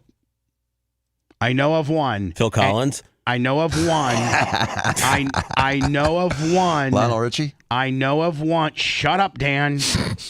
Steve, give him the mean eye. He's irritating today. From the gerbils to Lionel Richie and everything in between. There's only one person that can unite us all, that we all would love, that Krista Diaco would watch, and Bubba Clem would watch, and Seth would watch, and Sammy would watch, and she's not available. This is beneath her. Are you talking about Taylor Swift? Yep. That's the one person that could absolutely do what the Super Bowl is looking for somebody to do. Taylor Swift. I agree with that. Taylor Swift. Yep. Period. NFL sweetheart right now. And for sure. And here's the thing. She doesn't want to get up in the ruckus. She doesn't want that pressure on her. She just got off of her Euros tour, 2-year tour, and she's probably done performing for quite a while. She's very much in love, but there's only one person that they could put up there right now that wouldn't catch 1 ounce of shrapnel on any side of the fence, regardless of what your native tongue or what your native language is. There's one person that would be like, hell yeah, I am not missing. You got girls involved, young girls, you got middle-aged women, you got me, you got Seth, you got Lummy, the only one would hate it would be Dan, and he hates everything. He's trying. I like her music. I like her music. Dan I hated gerbils. the commercialization of her relationship, but I mean, and being highlighted more than the players during football games. But That's not her fault. It's not her I'm not fault. blaming her. I do like her music. You know what that is? highlighting her during football games, that's on the network. Right. Because the network's like, you know what? Showing the guys moving the sticks get us X amount of ratings. Showing Taylor cheering on her boyfriend who gets a first down gets us X amount of ratings. And so I'm just telling you. And I don't know that she'll ever perform a Super Bowl halftime show because I think that it's beneath her. And she doesn't want the pressure. Did Madonna ever do one? Yes. Yeah. She did. She did? Old Madonna. Yeah. Old Madonna. Not young Madonna? Not relevant new Madonna. So you think the old Taylor Swift will do it? No. In 10 years, 15 years? No, I don't. I don't think she'll ever do it. I don't think she has to do it. I think some people have to do it It's a not little like part of the bit. Triple Crown, sort of? Being Able like to bring people together halftime shows with their creativity, with their And when I hit the thing, it means you got to be quiet, okay? When I hit it. There we go. Thank you. people together with their creativity, with their talents, and to be able to use this moment to do that. And I think artists in the past have done that. Yeah, boy, Kendrick Lamar really nailed it last year. So that was pretty bad, too. I mean, it is hard to please everybody. Even with Taylor, I mean, there's going to be the MAGA hate because she was always endorsing Democrats. Maybe each party picks one entertainer. Yeah, but Bubba, you said it. Having 3 or 4 or 5 people up there, each doing 1 or 2 songs in that 15 minutes is good to help. Be entertaining to everyone. I don't understand why the NFL doesn't understand how they can't comprehend. If you could find somebody for everybody. Sure, you could find 4 people, 5 people, much like they did. Seth, was it the Christmas game when I was talking about when they had the country girl and they had Eminem? It was the Detroit. Was it Detroit Thanksgiving game? It was a Snoop Dogg. The Snoop Dogg game. The Snoop Dogg game, with Martha Stewart and Samuel Jackson. That was the Christmas game, wasn't it? I think so. Yeah, and they had that was the best halftime show that I've ever seen. Yep. Isn't something for everybody, kind of like everybody gets a trophy? That's right. Yeah. The pussification of America. Yeah. Well, I'm just. I think Bad Bunny's going to be great for San Francisco. I think it's going to be perfect. He's going to perform in a dress. It's going to be in Spanish. It's going to be everything America wants. I guess it's going to be great. You know, much like Kendrick Lamar was New York. Isn't he from New Orleans? No, he's from Compton. Oh, okay. Is he? Yeah. Anyway, breaking news: Turning Point USA they're going to have a counter to the NFL halftime show. They're going to host an all-American halftime show on Sunday featuring Kid Rock, Brantley Gilbert, Lee Brice, and more, airing opposite Bad Bunny. I still don't think that's really that star-studded of a lineup. I mean, Kid Rock is somebody. I don't know any of the other guys. Is Lee Brice, are those guys country guys? Yeah. Yeah. So, I mean, I don't think that really... Yeah. And then, Lummy, is this Bad Bunny... doing the Super Bowl halftime show. Is he a big guy? What's that? Is he a big guy? He looks big. Not really. Medium. He looks like a big muscular guy. Like he looks he's in shape. This article jacked. about Turning Point USA, Charlie Kirk's nonprofit, now run by his widow Erica Kirk. Let's talk about it. Yep, so this is happening. Since the world is so mad about Benito singing in Spanish, the website now lists music genres for you to go and vote. And there's an option for anything in English. So crazy because Hispanic viewership of the Super Bowl actually rose by 14% last year, and Hispanic viewers are the fastest growing fan base. Okay, all right. So Hispanic viewership for last year's Super Bowl rose 14%. What is, I know that it rose 14%, but what does that put it at cumulatively? What is the ethnicity breakdown of the Super Bowl? You know, like what are the demographics of the Super Bowl? I can't imagine it's that big still. You know, the Hispanic of the NFL, and we all speak English, Spanish, Spanglish, las dos cosas. Anyway, Bad Bunny is an unbothered king, and he even poked fun at it during his SNL skit last weekend, so... I'm very happy, and I think everyone is happy about it. Even Fox News. Bad Bunny is my favorite musician, and he should be the next president. Haters gonna hate. I'm doing the Super Bowl halftime show. Since y'all have been sending me this article about Turning Point USA, Charlie Kirk's nonprofit, now run by his widow Erica Kirk, let's talk about it. All right, we just did. So when we get back, the Epstein files, supposedly Bill and Hillary have agreed, Lummy, are they going to testify in front of Congress? Yeah, that's what they're saying. Well, if they do it, then everybody else better. Right? That's right. I mean, if are they gonna do like a Fifth Amendment thing? I don't know. He's going to probably, Can you plead the Fifth in front of Congress? Yes.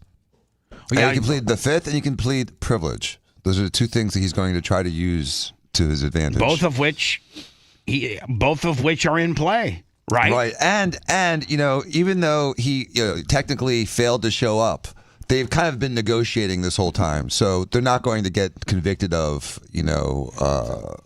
not testifying for Congress. Does he got contempt of Congress? As they may show up, it's probably being negotiated what questions are asked, and different other situations, like.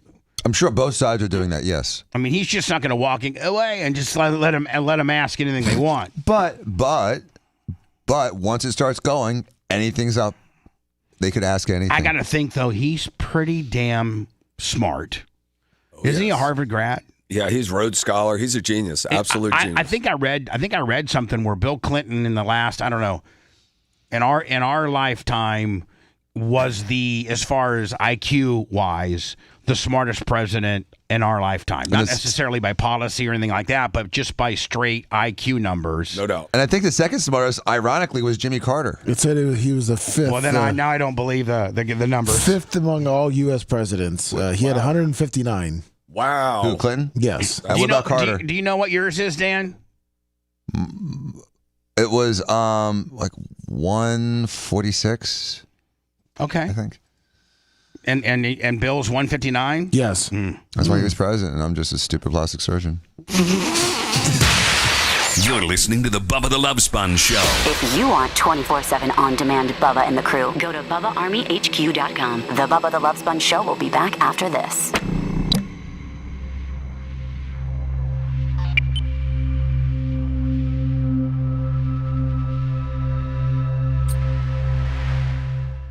Who's the number one? Bill Clinton was number 4. Number 1, they say, is John Quincy Adams. Well, all right. Who's number 2? But if we want to go to anyone before the 1800s, it would be John F. Kennedy, they said, was 160. Was he? That's what it says.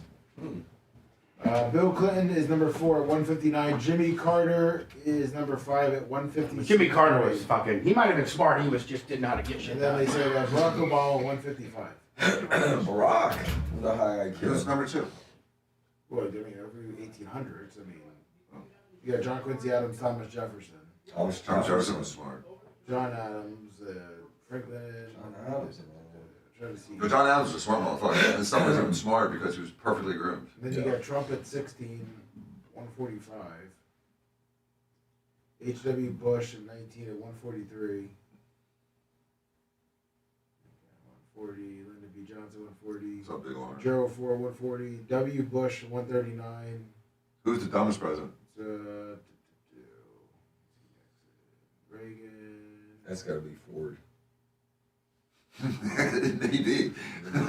Well, this has USS Grant, but below him is Joe Biden because his IQ is unknown.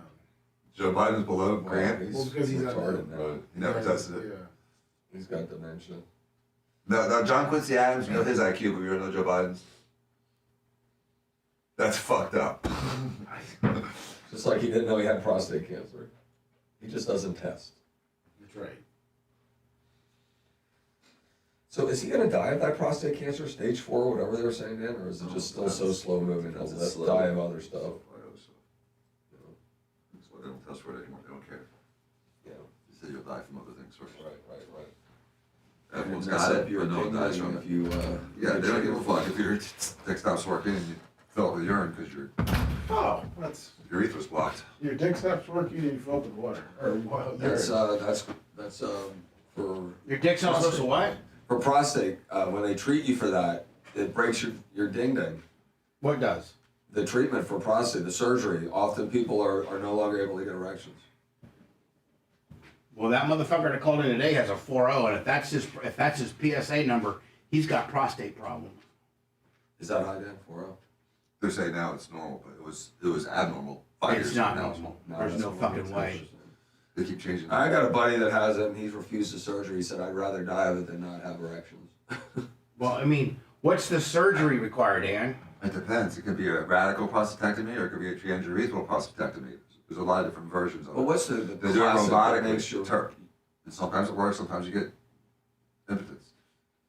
I had a buddy that had it and had impotence, but he was able to bring it back. About a year and a half later, he was able to get something going. That would suck.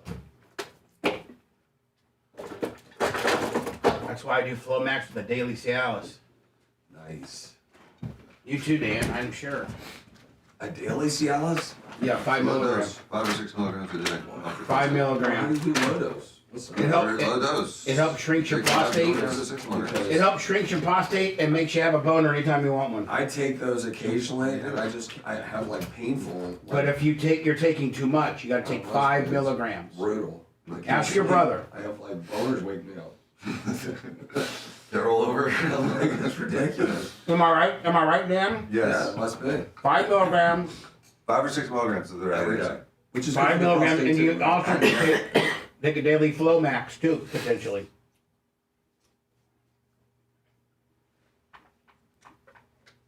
See, 20 milligrams of Cialis will cause issues because you're trying to bombard your system to kickstart it to get a bone.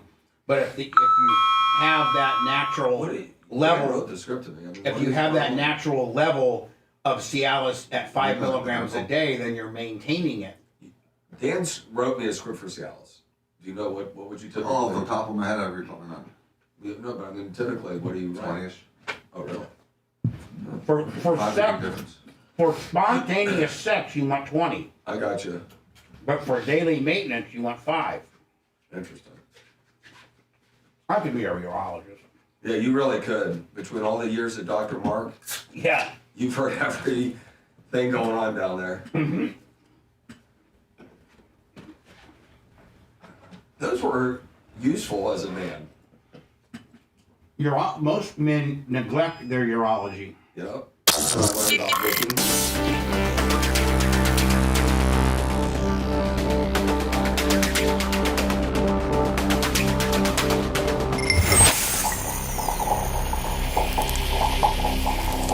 Hey guys, want to get lucky this Valentine's Day? Relax, we got you covered. Because when it comes to romance, it's all about the box. Set the mood, turn the lights down, get on the comfortable couch. With the box, you'll see things you've never seen before. Thrilling, hot and steamy, smooth, slow burn romance that actually works. Whether it's heart-pounding action, edge of your seat games, or movies that say, don't go to bed yet. The box delivers. This Valentine's Day, don't overthink it. Bring home the one thing that never disappoints. Visit getabox.com. Use promo code BUBBA for $25 off your new box. Every channel, every game, every movie ever made. Getabox.com, promo code BUBBA. Throw up your rock fist when I drop this. Bubba's back to tell it like it really is. Back to the sponge. Bubba the Love Sponge.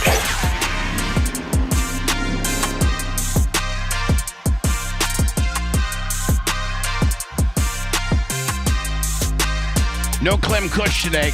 Kush is on the, he claims to be on the backside of sickness, but he seems sick to me. Yes, I've been sick since Sunday. Little rundown. You need a really good night's sleep is what you need. You need to go to bed about 7 o'clock tonight. Okay, yes, sir. Cold weather? Cold weather make you sick? No, my daughter was coughing on me for a couple days. Oh, I'll do too. Yeah, her friend Maxine coughed on her. We traced it back. So if you go to bed 7, you're going to miss the Pro Bowl. Oh, no, who cares about you're that? right. No. I talked to Lummy about this. We must show support to the flag football game. The Pro Bowl's tonight? Yeah, everybody got upset about Shador, so now we have to watch so That's we can right. have something to be upset about.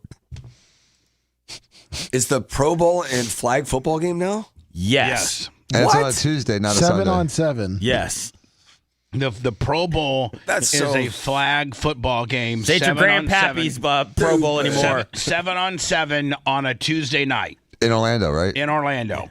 It used Yes. to be a real football game in Hawaii. Yeah. And now they make $20 billion in the NFL, and they can't afford to do the Pro Bowl Is it in Hawaii. because they're trying to avoid injury? Because you get hurt playing flag football, too.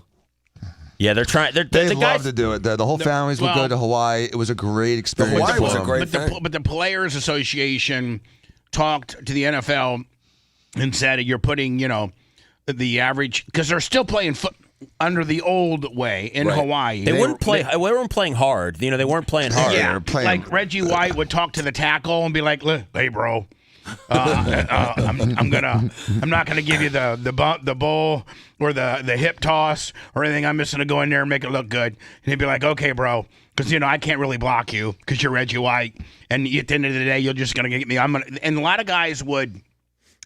Over the years, I think there were some, I don't know if career ending, but there were some twisted knees. For sure. And, 100%. And so the Players Association, as the money, it's like anything, follow the money. As the money increases and what these quarterbacks now are huge commodities. What are they, Seth? What's a guy going up 50, 60? Oh, it's about $60 million a year now. Yeah, so that's crazy. Yeah, when Mahomes signed that $50 million a couple years ago, people thought that barrier would never be break. I think that's already been broken. And so I think Dak's one of the highest paid guys. So, it used to be your quarterback was, a $10, $15 million guy. Your running back was a $5 million guy. Your wide receiver was a $7 million guy, and now now your quarterback's a $50 million guy. They're saying the backup for the Packers with the Malik Willis, what's his name? Malik Willis. They're saying he's already taken a full page ad out in the Green Bay newspaper saying, I wish I could stay here, but he's getting $25 million offers right now. And I wish the Packers, I wish the Packers would trade Love and stick with him, to be honest with you. But Love's got such a big number, and the Packers have eaten the majority of his guarantee, so you can't get rid of him. But, this guy, who are the teams that are looking for quarterbacks right now? Obviously Vegas, but they're going to take Mendoza. Right? Yes. The guy from Indiana. Yeah. Jets, Cardinals, Dolphins, Steelers. Arizona? Cardinals, yeah. Yeah. So, Malik Willis will probably end up going to a team like that for 20 to 25 million. Well, don't forget who the Dolphins' new head coach is. Yep. The Packers. The Packers' former defensive coordinator. And his GM was wasn't he up in the front office for the Packers? Well, their assistant GM left and followed Jeff Haley or whatever the guy's name is. The new coach for the new coach for the Dolphins was the former defensive coordinator for the Packers, and he brought the assistant general manager, I think, to be the GM. John Eric Sullivan. So watch them pluck the Packers the best they can. Isn't that amazing? You're loyal to your team. You're the defensive coordinator. You love your team. Then you go on to be a head coach somewhere else, and you absolutely do all your plucking, including some of your coaching staff, from the team that you were so loyal to. Yeah, what's wrong with that? That's how it happens. Yeah, that's how you do it. I think the guy from Chicago brought like 3 or 4 line guys, didn't he? You're damn right he did. So, I think the Players Association, when these quarterbacks became $50 and $60 million commodities, they're like, listen, we don't want that guy sitting back in the pocket, and the guy from the Browns coming. Who's the edge rusher from the Browns? Myles Garrett. Myles Garrett coming in and smashing him right down to zero. So I think that it's became. I think the money has taken the realness out of the Pro Bowl, and now it's just more of a kind of a flag football, skills competition. And also now that they're going to play it in the same city the Super Bowl's in, and they're going to make sure they're focusing on the 2028 Olympics with the flag football. But I thought you said it's in Orlando. No, they changed it this year. It's going to follow the Super Bowl. I like that. That gives added value to the city. That's hosting the Super Bowl. I like that. Makes sense. Yeah, I like that. I like that. And what do you mean they're going to pay homage to the? They're going to put NFL guys in the flag football Olympics in 2028. Yeah. That's what it sounds like. Yeah, that's what they're kind of talking about. Oh, okay, that's cool. Wow, much like the Dream Team does with the basketball, right? Yeah. Well, see the thing we talked about this a while ago. There's real flag football guys out there that play this. That it's a real sport. No, it Clearly really is. And able to get in order to get it in the Olympics. And there's real flag football guys that do this, but they feel like they're all of a sudden going to get just knocked to the side and replaced if Joe Burrow wants to go play for the Olympic team. There might be some guys out there that are not in the NFL, but Seth, they're pro flag football guys that actually have a better skill set because it's not football, it's flag football, and I'm sure that they understand the concept maybe a little bit better, and so but the real flag football studs that potentially could make the Olympic team will probably never get that shot because they want Joe Burrow or they want they want the Williams kid from Chicago, or they want the sexier names to be on the USA team, right? Yes. Yes. And so these professional flag football people who in skill set might be even better than the NFL guys. But do you think they are, though? That's the part I'm having a hard time believing. Do you really think they are? If they were that good, they'd be playing NFL ball. Right. No, because the game is technically it's a different game. Yeah. It's more of a scrambling on the it's very little, Dan, the quarterback, very little drop back, sit in the pocket, find your guy. It's a lot of trickery and a lot of of scrolling out and what have you. So there probably are some quarterbacks and some wide receivers that could potentially be better than an NFL guy, but that the steering committee that puts together the roster is going to take, the who's the wide receiver from Minnesota that's really Justin good. Jefferson. Yeah, take him over, some guy that, is supposedly the best wide receiver in all flag football. But what if Libya or somewhere has an incredible flag football? Yeah. What if there's a nation and that they beat us? Yeah, what if we're not the kings of flag football like we think that we are? That would be huge. There's got to be a village somewhere in the Congo where they're flag footballing it up, destroying us. They don't. Yeah, you're exactly. It will never happen. The Congo beats U.S. I think by 3 touchdowns. I think they said Germany and Japan have a good flag football team. And the other thing is how many American football players are from another country and would play for their country. There's a few. There's a handful of Australians. Yeah, handful. But at that point, man, you're like, I'm not going to go play for Australia. We're going to get our ass kicked. I'm going to look stupid. I'm going to stay with the USA. Oh, currently, if you're looking at in women's flag football, the number 1 country is Mexico. USA is number 2, and then if you go down to they're going to have women's flag football too. Yes. Oh yeah, men and women's, and then number 1 this year. But they're drawing the line. But women's flag football is entertaining to watch. It is. Men's flag football is not as And entertaining. so is the negligee group. I like the negligee. That went out of business 40 years ago. Oh, sorry. After the roller skating competition, the professional roller skaters. I think it went out with the Tampa Bay Storm. I think it went out with the indoor league, as a matter of fact. But it looks like there's 59 countries that are participating in American flag football. Okay. Where are the Summer Olympics going to be? L.A. Well, that's right. It's going to be in L.A. Yeah, 2 years. Last time it was in L.A. What was 84? Yep, and Russia didn't go. And Russia didn't go. So if you got a gold medal from 84, like the Mary Lou Rettins and all those guys, it was always somewhat tainted because the Russians weren't there. Right, it was like an asterisk. All right. Welcome back to Live Now from Fox. I'm Shauna Kalafi. We are following some breaking news tonight.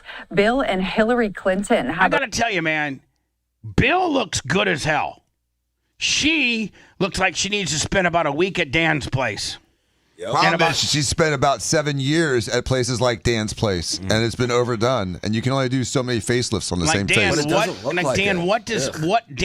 would it look like Freddy Krueger got a hold of her? That's a Joker smile. Yeah, like what, Dan? It's a fat face sagging. What do we got going on here? She's had filler.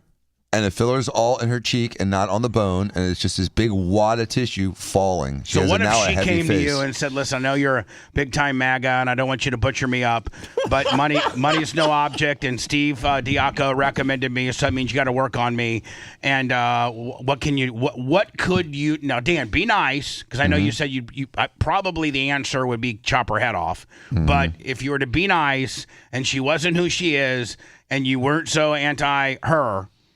And she was just a paying customer that Steve recommended that told you had to do. What would you do? I can't tell her that like my knife's not big enough. No, you can't I have tell to. her. No, like, what would you do? Did you not? Did you not hear me? Steve said that they've already prepaid and you got to do it. Okay, well, she needs a revision facelift on her would be best served with a lot of deep tissue suspension. So that means the SMAS, the superficial musculoaponeurotic system, which is the sort of like the extension of your platysmal muscle in your face, the deep fascia, needs to be elevated and resuspended. And then her face needs to be, the skin of her face needs to be also tightened. What about all this down here? What about all the gob? A lot of that comes up when you start pulling on the SMAS. So if you start pulling on the SMAS, are you talking about like the cheeks? Yeah, way up high. Up here? Yeah, not quite that high. Like right where her bottom of her eye, top of her cheek. Right there, like right there. Now is that where you start, and then if you tighten pull up that, from there. if you pull that up, everything comes up. That makes everything come up. It's the purse string of the face. But is this so deep and so just so out of whack that no matter how high you pull this up, you can't get that to look any better? No, you can. You can make that look a lot better. And it would, again, just be a revision of her facelift. She's had at least 2 or 3 over the years. And would you say facelifts only last 10 or 15 years. And so, her last facelift was when she ran against Trump in 2016. So it's been, 11 years, 12 years since she's had a facelift. Now let's talk about old boy. Has he had some work done? I don't know. But he's starting to get the same jowling. I know, but if he has, he's still. He's in his 80s now. He's aging well. I didn't think he'd age well with a bad heart and his, Western European genes. Oh, remember? Didn't he have like surgery or something? Didn't he have I thought he had heart surgery. Yeah, I think he had a couple stents. Agreed to testify in the House Oversight Committee's investigation into convicted sex offender Jeffrey Epstein. For months, the Clintons had been adamant that they would not comply with I never liked her. I liked him. Will you go back to that last picture? I just never liked her. Right there. Look at the upper lids. See the difference? She's had her upper eyelids done. These? Yes, it's nice and sculpted out. And he's got fat and skin. Yeah. So how do you cut? What do you do there? You take a strip of skin, you take a strip of muscle, you take out the fat, and all of a sudden your eyes look more youthful, and your eyebrows are not resting on your eyelashes. So her eyes are on point. Her eyes are good. It's just the cheeks. She got heavy cheeks. It's the Joker gimmick. Yeah, and she keeps gaining weight, making it harder, because heavy cheeks are harder to lift than thinner cheeks. Trust me. Had been adamant that they would not comply My with cheeks are about 22 pounds apiece. the subpoenas. They called them invalid, and I don't know why every time I see Bill Clinton, I just want to say, ooh-wee. Let me tell you about Monica Lewinsky. I was cigaring the hell out of her. Legally unenforceable. However, they have now agreed to testify. That is according to their attorney. We have this from Fox News on X. They said just in, former President Bill Clinton and former Secretary of State. I think that he will do, I don't know about her, but I think he'll do well on his feet. Like, I think that he, like when they tried to paint him in the corner with Monica Lewinsky, he got out of that one. He's super smart and he's charming. And he has no problem lying. Right. Clinton have agreed to testify in the House Oversight Committee's Jeffrey Epstein. Now, if you lie to Congress, is that punishable? Yes. If it's you perjury. Yeah, you're sworn under oath. But how do they prove? I guess they might have some data that they. The problem, Bubba, is that it's so selectively enforced. Like we've said, Marion Joyner went to jail for lying to Congress, but Fauci won't because he did and isn't going anywhere. So there's a lot of Martha Stewart lied to an FBI agent and went to prison. That's such crap. That was Comey. that did that to her? Oh, yeah, Comey's a piece of shit. He's such a bad dude. Investigation after lawmakers move towards holding them in criminal contempt of Congress. This is coming. Bill should be like, oh, I used to party with Jeff all the time. It was great. I don't know really much about anything else or the girls' names or how old they are or nothing like that. But I didn't pay for any of them. I didn't pay for nothing. They were all adults. I didn't pay for nothing. I didn't check no ID, but I got to tell you, I had one hell of a time. I did. Yeah, he did.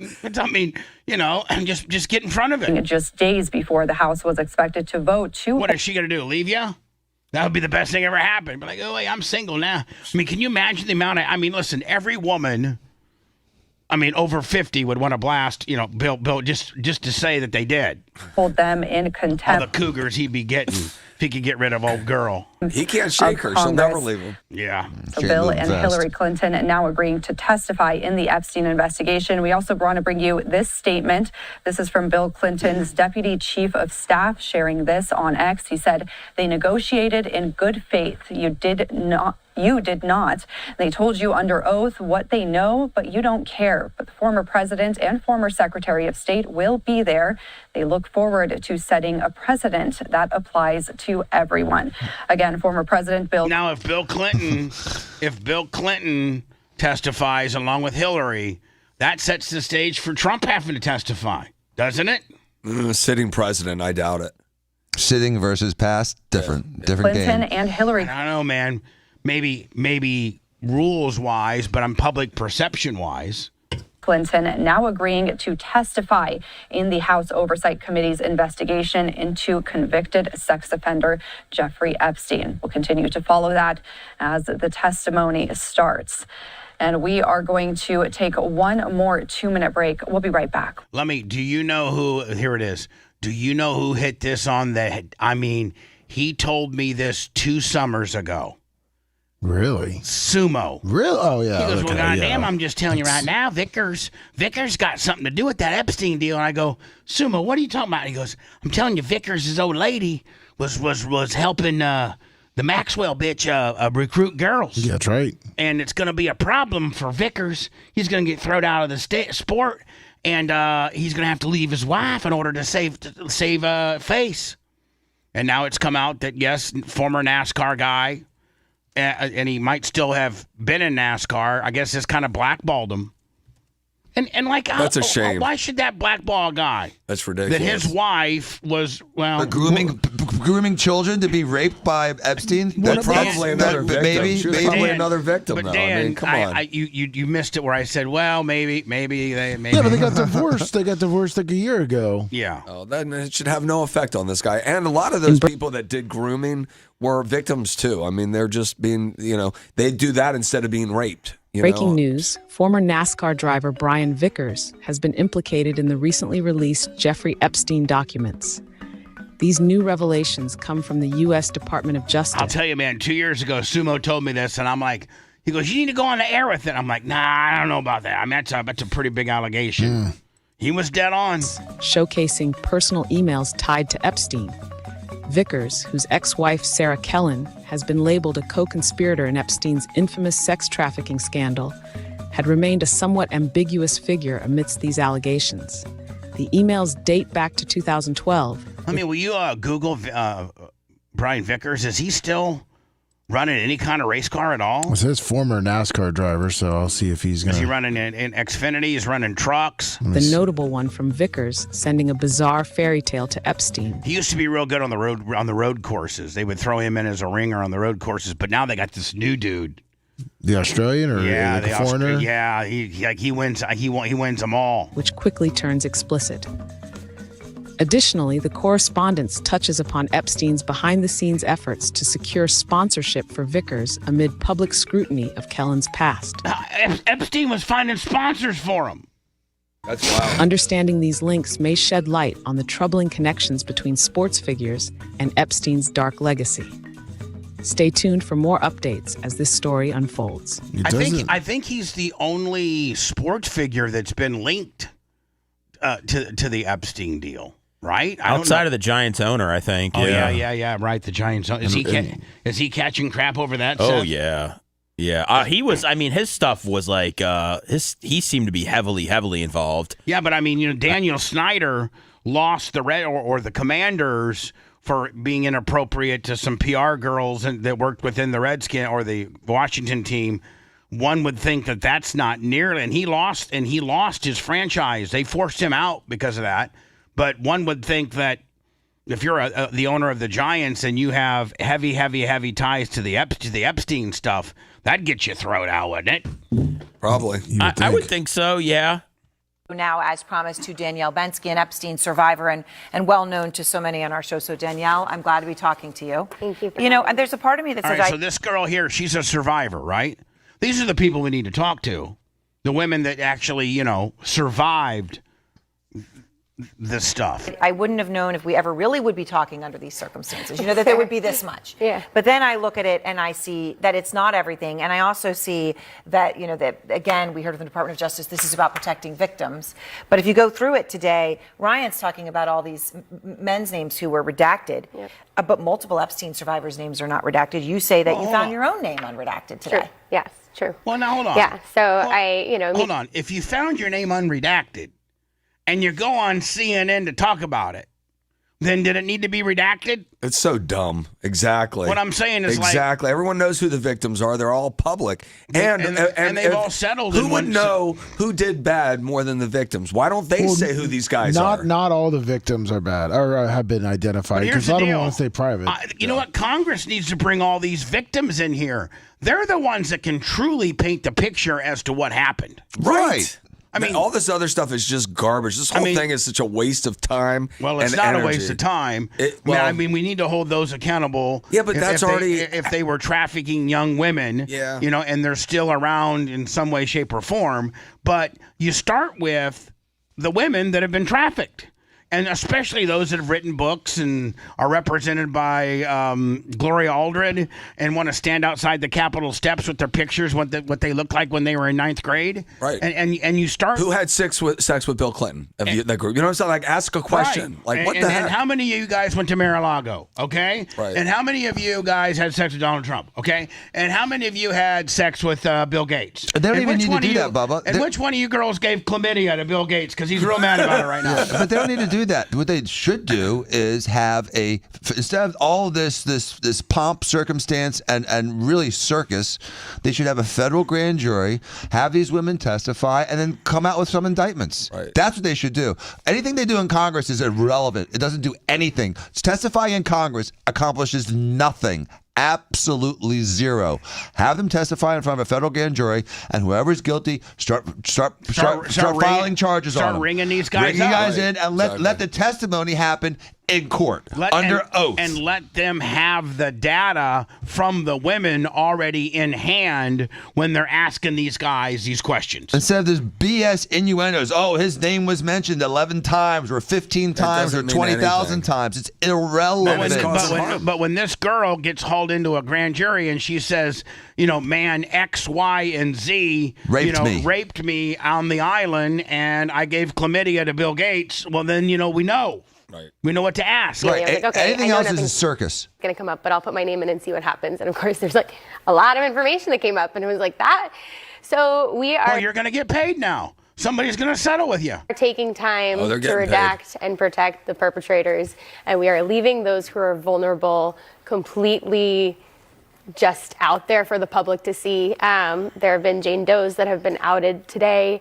There are people whose phone numbers that, they weren't actually even, fully involved, and their numbers have become, been out now. So It just is it's a rabbit hole. And I think that, we just have I think I have to go to words, so I'm not too late. I think we would all agree that this whole entire thing has been mishandled. Yep. From the DOJ to the administration before to the current administration they're not reverse engineering this thing, and that is bring in the victims, know the data, instead of trying to find out the data and get it validated by the victims. The victims will tell you everything that happened, every man that touched them, what man how old they were when they were touched. Yep. Whether they were trafficked or groomed, where they came from, who discovered them. Then you can search those 3 million pages of data and find out the supporting evidence and try them one at a time. Right. But to come out with 3 million pages of data and then just vilify people by how many times their name happened to be mentioned in that data, because all they're capable of doing is word searches. No one's going to read 3 million pages. No one's going to read 100,000 pages. Nobody. So it looks like in 2019, 135 survivors were deemed eligible and received between all of them 121 million. Yep, told you. They all got paid. That was the compensation for it. Jeffrey Epstein once boasted about meeting Mark Zuckerberg, Reid Hoffman, Elon Musk, and Peter Thiel at what he described was a wild dinner. An email released by the Justice Department showed the late financier and sex offender referenced the dinner in August 20 of 2015 email to billionaire Tom whoever and asked him if he was planning to travel to New York later this month. Epstein replied, "Not sure yet. I had dinner with Zuckerberg, Musk, Peter Thiel, Wild." The convicted pedophile did not relate what happened at the dinner, which was first reported by Vanity Fair in 2019. The outlet said Hoffman, the co-founder of LinkedIn, had hosted the meal at Palo Alto, California, for the MIT neuroscientist Ed. I bet you, your son might know this guy. Oh, he does. And but the whole thing is like, why? What is it? I mean, if I had a dinner with Elon Musk and all those amazing, it would be wild. That would be wild. That doesn't mean there were underage women under the table, giving oral to these guys. It's just such horse crap. It's crap. Even the girl that one of the victims was tied to Trump. And so she was asked that pointed question. What did he do? He was a perfect gentleman. Okay. There's nothing, it's like, it's lunacy. And here's the problem. I have to go to words. Half of them have been paid and via this how many millions, let me? 121 million. There was a $121 million settlement that was given to half of these girls. And then the other half haven't been paid. Well, no, the other ones haven't. They were deemed not eligible. Correct. Okay, so they're the mad ones. Yeah, they're the mad ones. You don't hear the ones that have been paid saying anything. And I'm not condoning what may have happened to the ones that have been paid. They just can't say anything. So the ones that didn't get paid because they were deemed not eligible, and I don't know by what means they were deemed that.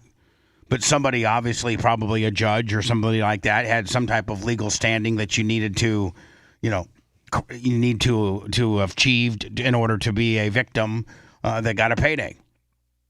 But, this is just, I don't know, man.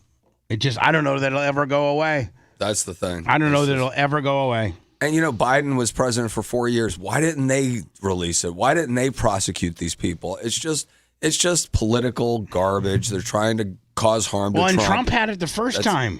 And Trump had it the first time. And they didn't say anything back then. It's just all nonsense. It's all to cause harm to Trump, period. If Trump wasn't president, this wouldn't even be a story.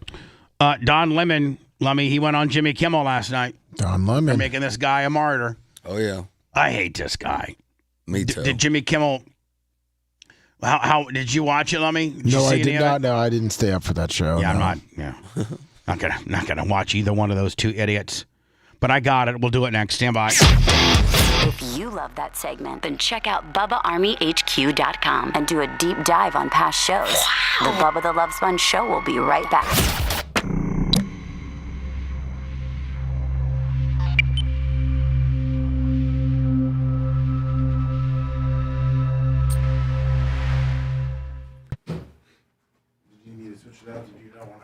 No, I like it. Brown.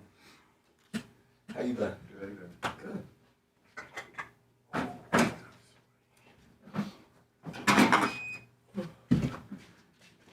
What are you traveling so much for, Bubba? Is it racing week? Yeah, this is February. It's all the racing? Every weekend. I mean, every Wednesday, Thursday, Friday, Saturday. Every week. I know it's your track, but are you going to race too? Oh, I'm not racing. No? No. Kurt Morgan's really gotten serious in that game. Yeah, he raises pavement. Oh, is that right? Yeah. He's a good dude. He's a great guy, and he's so into the sport. I mean, he just is. I was over his house the other day with Jay, and he has his race gear on, all this stuff, and the garages are full of his race stuff. His car that pushes him. He started advertising with the show a little bit with Morgan Exteriors. He's been really good to us. Oh, I love that. He's been great. I love that. He's a solid guy, and he's a huge fan of yours. That's for sure. He's a great friend, and he's really good friends with Gene. Really? Hmm. That's amazing. He's known Gene longer than. He's probably known Gene since Candle was like 6 or 7. Wow. Like as soon as he started dating Candle's mom, Gene has known Kurt for like, oh my God. Back when Kurt didn't have his, like, was just doing excavating and stuff like that before he'd hit it big. Before he'd hit it big. That's so cool. Well, he's been a great friend, and I like him a lot. He's a good guy. And successful. Very. I mean, taking that business, I mean, it's.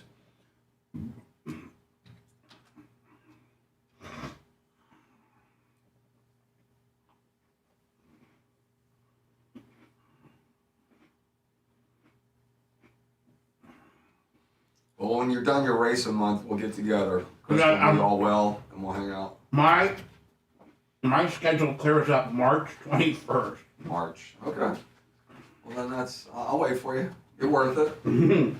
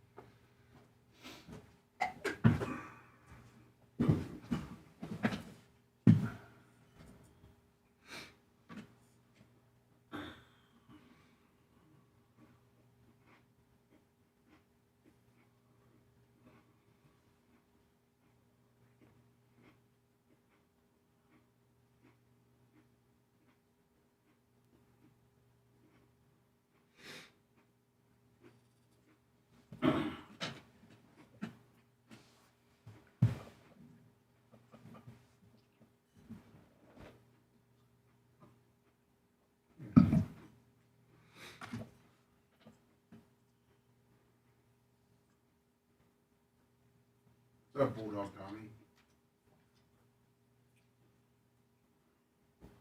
Dirt Merchant, $2, Willie.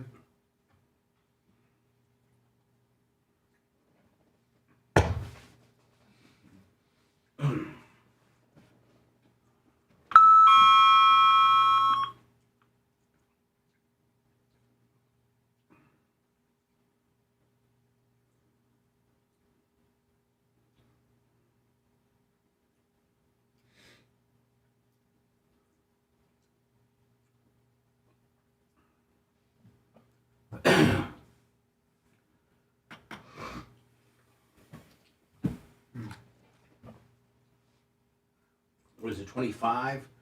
So we're right on time, Lummy. Yeah. We're right on time.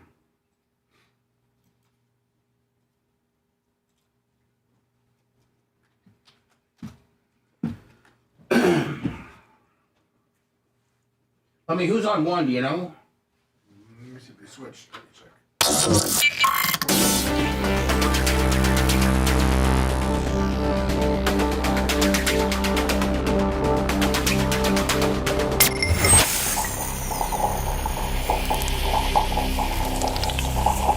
Whether you're a contractor or do-it-yourselfer, Sunbelt Rentals is committed to making it easy to get the tools and equipment you need. With a vast network of locations across the U.S. and Canada, no one brings more yes to your project. Our broad inventory and dedicated team of experts makes equipment rental absolutely available, positively reliable, and unquestionably easy. Visit sunbeltrentals.com to reserve your equipment or find a location near you. Banned in all 50 states and 100 countries. We're back to the Bubba the Love Sponge Show.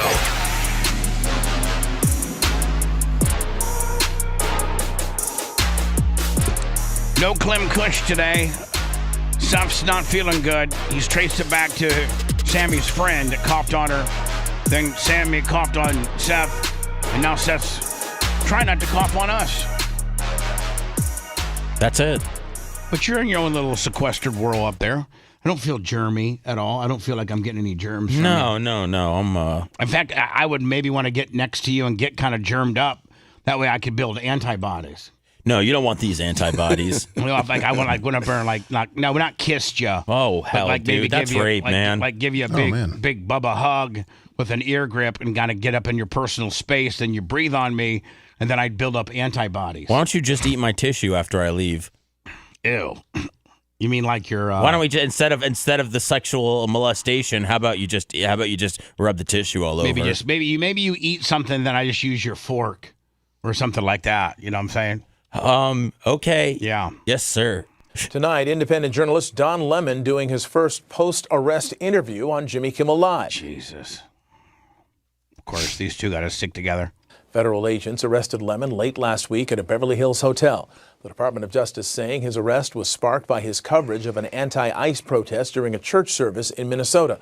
Lemon said he and his attorney got word an arrest was possibly coming, so Lemon offered to turn himself in, but that is not what happened. You know, I retained an attorney, and the attorney reached out to them and said, basically, I understand that you have an interest because your folks have been talking about it, and so if you are serious about this, then let's do it the right way. He's perfectly willing to self-report it, which means turn yourself in, and so we don't have to go through this whole rigmarole, and never heard back from them. That is customary in a situation like this, that someone would be allowed to turn themselves in. Yeah, people who are accused of much worse things than I am accused of doing is they are allowed the courtesy. I mean, Donald Trump was allowed the courtesy to turn himself in when he was. That's right. He did, yeah. Well, good luck to you, my friend. You disrupted. I mean, you kind of were a dick. Like, you know, I don't care what part of the what side of the political aisle you stand on. When you break into somebody's place of worship, that's like really very sacred ground. What's he facing? It seems like he just kind of was arrested to teach him a lesson. Is he facing serious? It's called the FACE Act. Yes, it's a real charge, and he'll have to defend himself, and he could actually go to prison. Well, and Steve really kind of hit the one thing is he'll have to retain an attorney, and attorneys aren't cheap. Nope. Especially on the federal level. But now this new thing is like everybody, like if you're a Democrat, you're going to give to Don Lemon's defense. And see, these guys don't even have to pay for their own defense. And man, where was that when I needed to pay for mine? You and me both, brother. Whew. I would have loved that. Man, my defense wiped me out. Todd Foster is not cheap. No, he is not. And federal court is a whole nother ballgame. I spent millions, brother. So did I. Millions. Well, it cost me everything. And it's in this room. I feel like I'm at Jeff Bezos' wedding, but with way more. No, but here's where Trump does. Here's where Trump doesn't better himself. This is where, in my opinion, Trump MJs himself. Where we all know, and I was defended by your firm, Steve, with Jay as the main guy, and I was defended by Adams and Diaco when MJ, who retained Phil Campbell, sued me for defamation, slander, libel, defamation of character, just whatever. And what MJ failed to realize is when you're a public figure, and in his case, a public figurine, when you're a public figure and with pubic hair on top of your head, and your wife calls into your show and whores herself out, content-wise, not literally standing on Nebraska and Florida Avenue, selling sex, but instead she is a part of your show. Now, Lummy, she's now the co-host. Did you know that? Moved up. What? Yeah. So the truth has finally been revealed. Looks like I was correct. Yep. Wow. And so I called MJ names. I had, MJ parodies and skits and called him Corvette guy and a midget with pubic hair on top of his head. It was funny. And just went on and on and on. And when you're a public figure, you got to take it. Like me and Bob Buckhorn and Jane Castor and Chad Chronister and, or Mike Evans or Baker Mayfield or, anybody, Seth Kushner for that matter. If you're a public figure and you're a radio personality or a journalist or a television personality or the president of the United States, you're never going to, Trump is going to look stupid. He said he's going to sue Noah. Trevor Noah hosted the Grammys and made a couple Donald Trump fleeting jokes. If you found them funny, you did. And if you were offended by it, you could be. And if you didn't really, most people really don't care. The only person that really seems to care is Donald Trump. I don't know why somebody he can't have a handler, Steve, like you or Jay, certainly not Dan, but you or Jay to sit him down and say, President Trump, you're the most public person in the world. You are the most public person in the world. You have to have thicker skin. You can't. Now, you can sue CBS for what they did in the journalistic way, where they're creatively editing Kamala Harris's interview and not giving you equal time. That's a real thing. That's a real thing. Yep. But being made fun of, people making fun of you, is fundamentally what our First Amendment right is, Falwell versus Flint. And you look petty, and you shouldn't give these people any oxygen, or you shouldn't be coming out and saying, Trump said he's going to be suing Noah, whom he described as poor and talentless, plenty of dollars in a Truth Social post on Monday. Noah congratulated Billie Eilish, who won Song of the Year and at this year's awards, before trying to make a joke at Trump's expense, something which infuriated the commander-in-chief.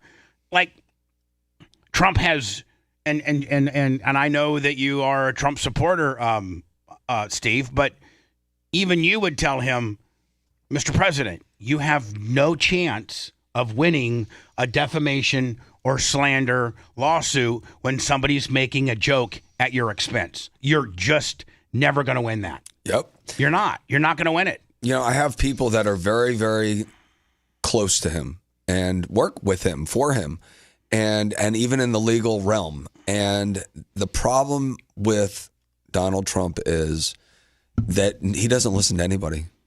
He doesn't listen. He's been told and he's been advised, and he's uncontrollable. Huh. And like Dan. He's a lot like Dan. Yes. I mean, that's why Dan, sadly. So more black people, you know what I mean? All right, so hold on here. This is the actual story.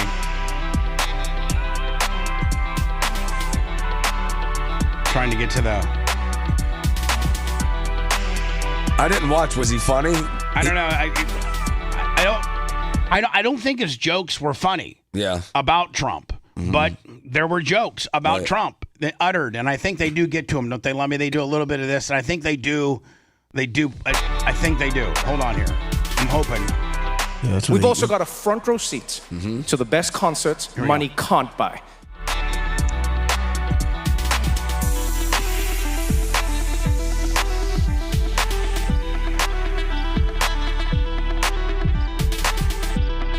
Why do they do it like this, Lummy? Why don't they just give it to me?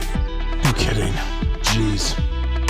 And they're going to now probably give me the punchline right Back in 1999, the president had a sex scandal. People thought computers were about to destroy the world, and Diddy was arrested. Okay. Said from pop culture, Noah pivoted into politics, calling out one very notable absence from the crowd, which was Nicki Minaj. Right. I can see Jelly Roll's got his tattooed face right up in there. Oh, he was all up there. Now, isn't he a Trump supporter? Yes. He said he just dumb hillbilly, doesn't want to comment on anything. Right. Nicki Minaj is not here. She is not here. Now, meanwhile, if you look at this makeup of audience, the Grammys, these are the most popular people in music. None of them, for the most part, are illegal aliens. None of them, a lot of them probably have. It just now they're turning on Nicki Minaj. It was just a year ago or 2 years ago that she supported Kamala Harris, and all these people loved her. No, that was Megan Thee Stallion. Oh, was and that Cardi Megan Thee B. Stallion? Yeah. I'm sorry. It's okay. Easy to mix those two up. Would you at least give that to me? Yes. Both successful African-American female rappers with big butts? Yes. And obnoxiously long fingernails? Yes, that's part of it too. She is still at the White House with Donald Trump discussing very important issues.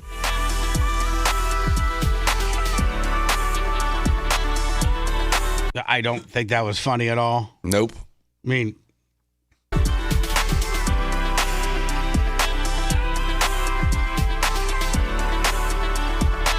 Noah also gave love to Justin Bieber and praised breakout star, I don't know who's that. Doce? Is that what it is? Calling her hit Anxiety a reflection of the national mood.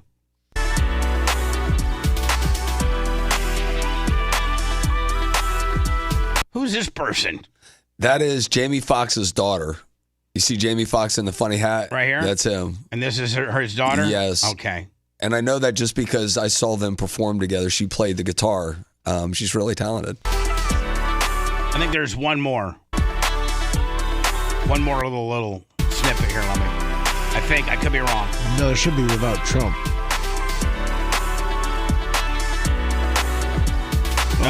No. So, I mean, I don't know why anybody can't take Trump aside and say Donald. He won't listen. Mr. President, 47. Everybody is going to, the minute you file suit against Noah, that opens yourself up for depositions. I don't know. I mean, let me ask you a question, Steve, legally and procedurally.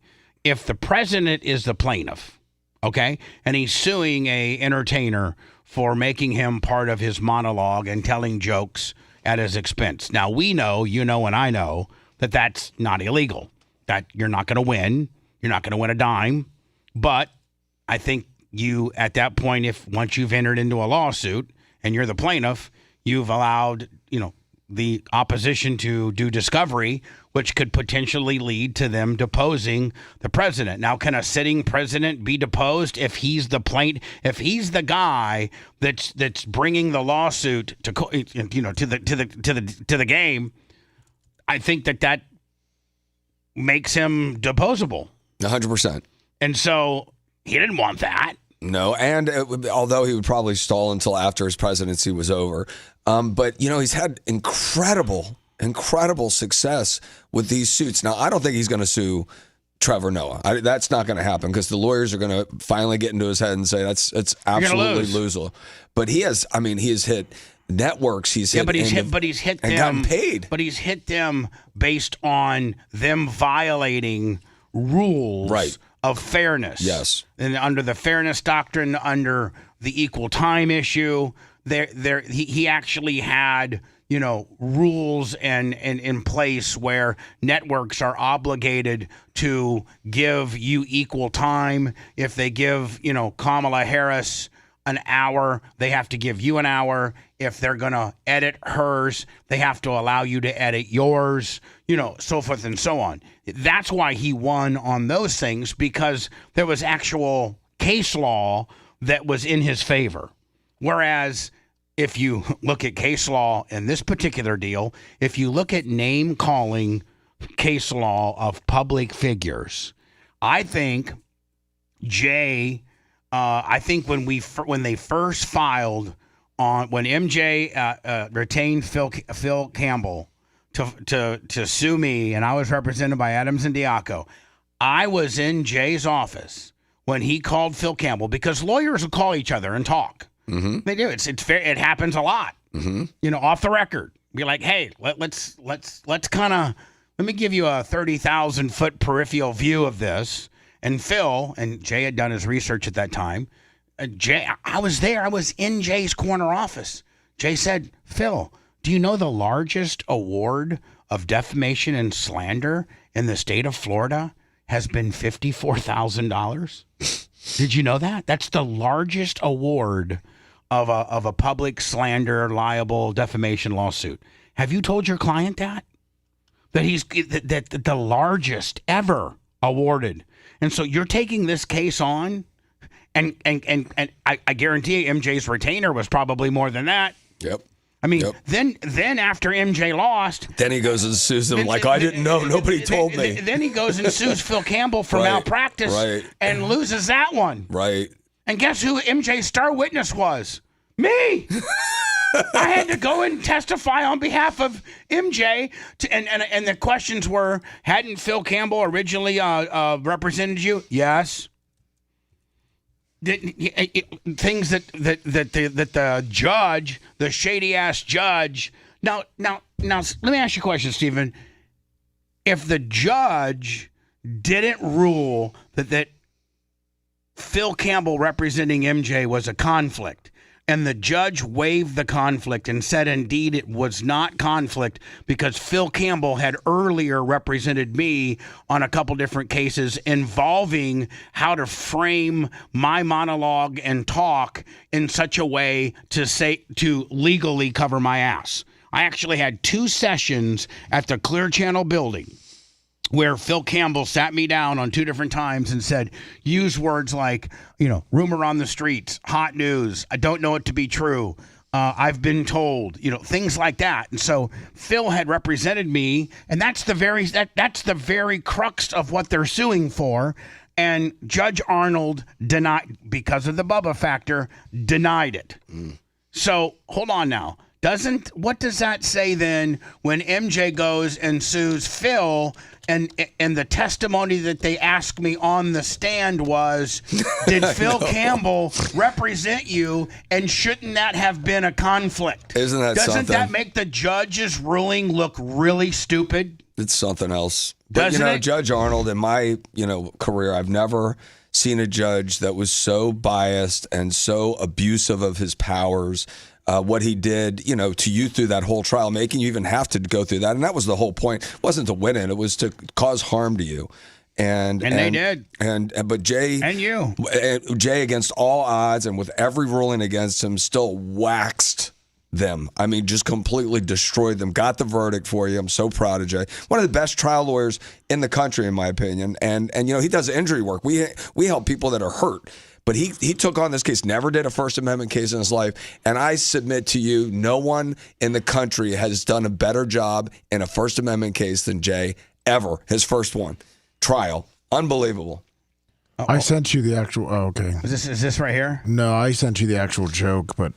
Oh, you did? Yeah. All right, let me hear that real fast. Yeah, Jay just got thrown to the wolves because he was the only attorney that would help me out because I had no money. So Adams and Diaco's like, we got you, but we got you. Your family. For free. Never charged you a dime. Never charged me a dime because I couldn't have paid it. And we did it because we thought it's principle. We did it on principle. It wasn't even friendship. It was about, and we also thought this will be a slam dunk. This will be thrown out. I mean, Jay, I remember. This will never go to trial. Meeting with you, Rob Adams. I remember meeting with you, Rob Adams, Corrupt. Tom Bean, and Jay. And Rob Adams says we're gonna get summary. Like, we're not gonna have a lot of money in this. We're gonna get summary of judgment. Like. Yep. But we ended up giving 7 figures worth of defense to you, and happily, and it was a privilege.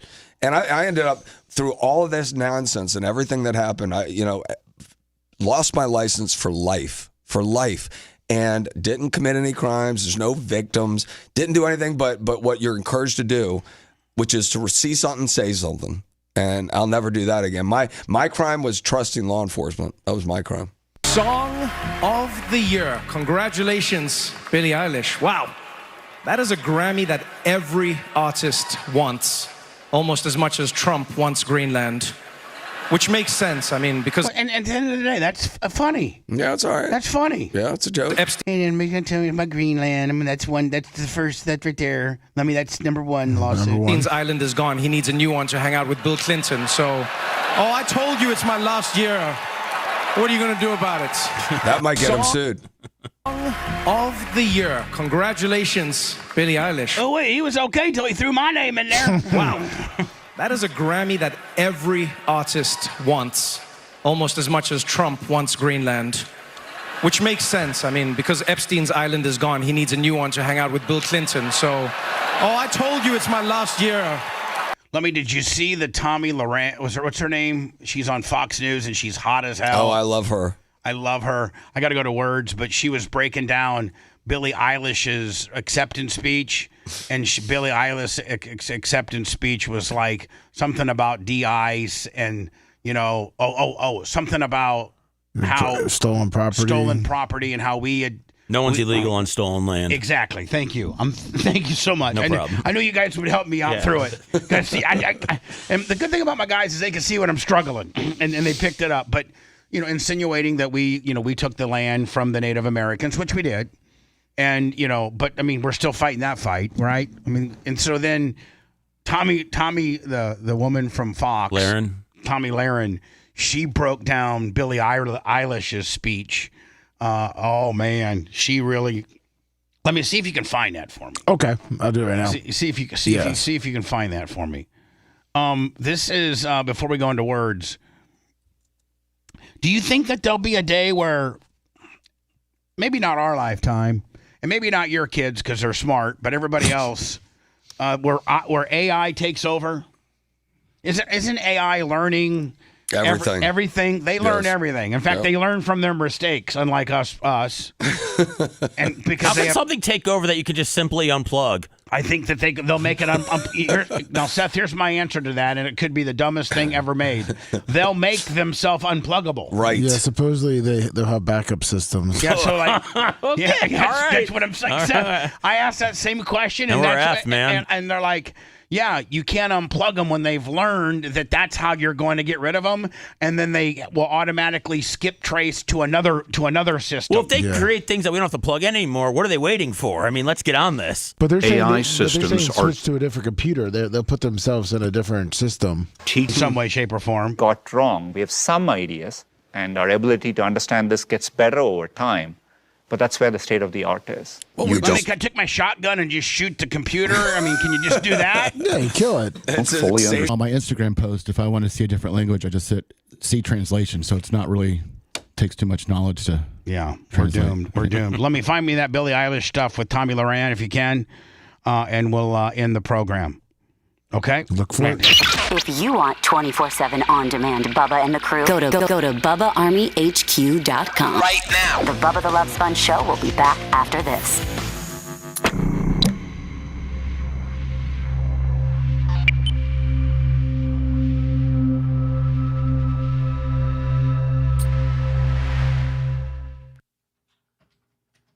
We replaced our receptionist with AI.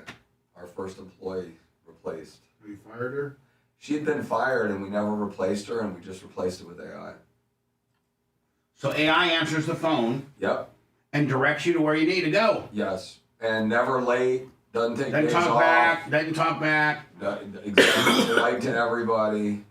And I really didn't want to do it, and I hated it, but it's gotten really good. I mean, it sounds like a person, and, if there's something there, they get to a person right away. Well, do you remember what, I got it, Lummy. Okay. I actually out-lummied you. In fact, I encourage you to donate. Yeah, she's on Outkick. Here you go. We're going to end the show with this. And Tommy, phew, that bitch is hot. Married to a baseball player. Is she really? Yeah, JP something. They show the Blue Jays. Remulato? What's up, Janet? No, that's J. What did you say? Who was your last name? I said Remuto, but I think it's somebody else. Is the other on the Blue Jays? Hold on, let me see. He's a catcher, I think. JP Arancibia? Yeah, that's it. Okay.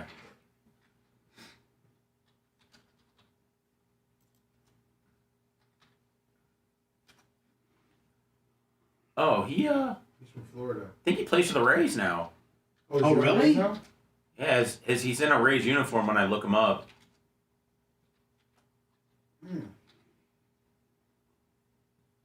Oh wait, no, his last year was 2015 with the Rays. Oh yeah, look at that. He doesn't even play.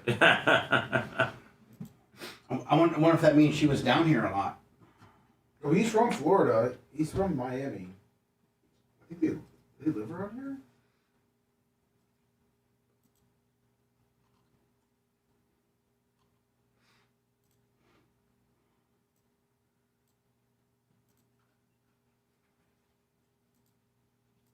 There's a social media site for AI where they talk to each other. Oh boy. Molt book. Humans can only watch.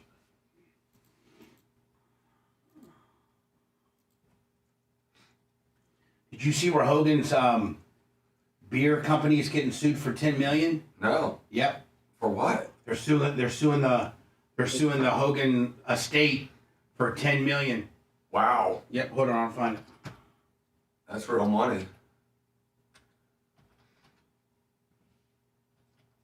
Isn't it isn't it the people that made the beer they're suing them? Well, here's the thing. I know this to be fact. I can't give you my resources. But so Hogan had a meeting with Anheuser-Busch, and part of the it was part of the Busch family. And let me see here. And so they handed it off they wanted to do exactly what they're doing, this all-American beer shit. And they handed it off to two of their vice presidents of R&D to get it done. Yeah. Well, these two vice presidents quit Anheuser-Busch and started the American and Karma Holdcore and stole Hogan away from Anheuser-Busch to do it themselves with Hogan. Huh. Yeah, right here it is. The estate of the late WDW icon Hulk Hogan is being sued by $10 million by branding company Karma Holdco, which alleges that the Real American Beer line was stolen from them. Filed in Florida on January, which was a couple days ago. The lawsuit claims breach of contract and proprietary materials were misappropriated to launch their brand. So that means that's real money. I mean, you got to lawyer up on that shit, don't you, Steve? Yeah, you do. And I thought the estate was only like $10 million. Like, his estate was not a lot of money. It was $11 million in property, $4 million in. Here we go. Look at it. Hogan's estate estimated roughly $5 million in direct assets. That's it. Can you believe that? The career he had, the money he made. It must have been a lot of it transferred outside of the estate.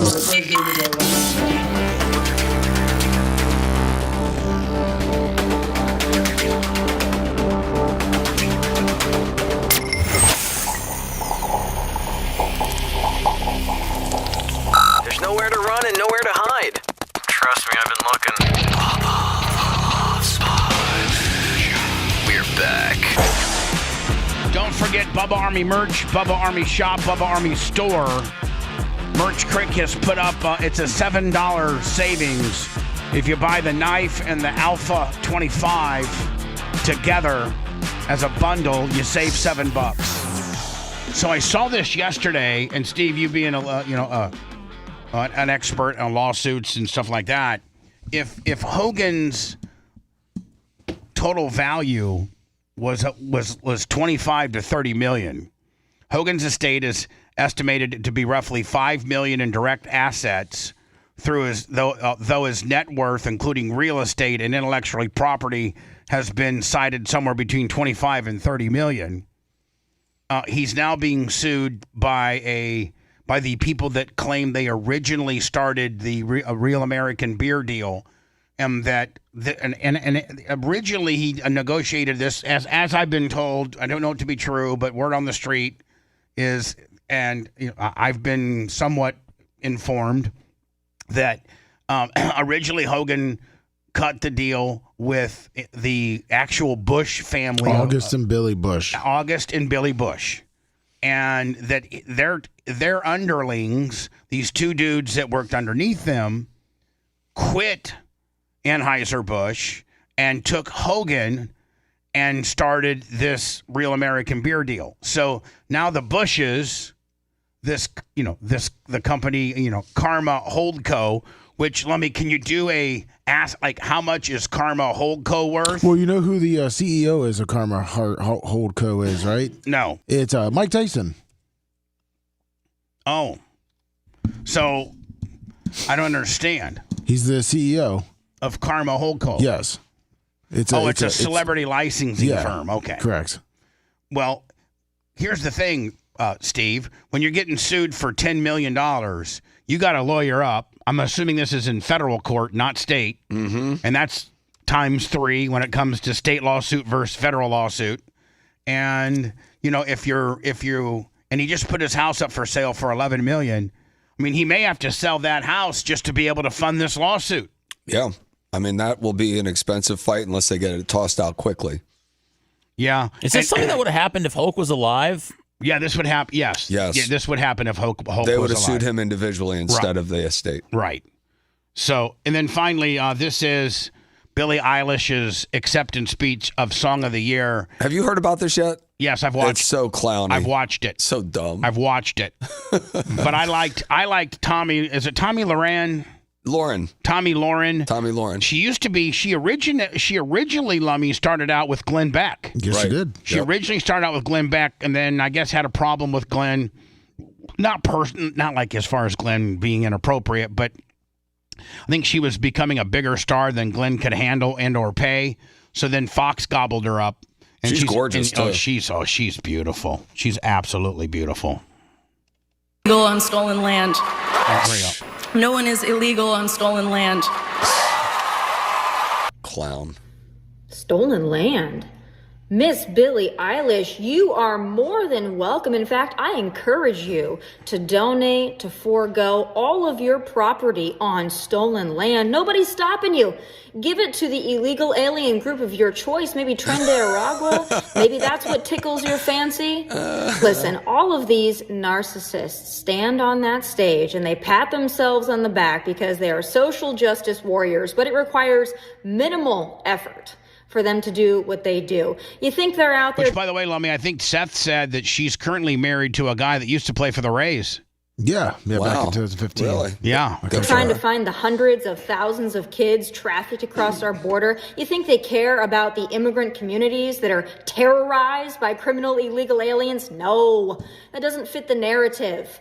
The ICE out movement is no different from defund the police, but they don't care about that because it doesn't impact them. They live in gated communities, they have armed security, so all those public safety threats, they never get close to these celebrities. They're in your communities, in your backyard, in your neighborhoods. And you know who's out there trying to get those public safety threats off the streets? That would be our ICE agents, our Border Patrol agents, DHS.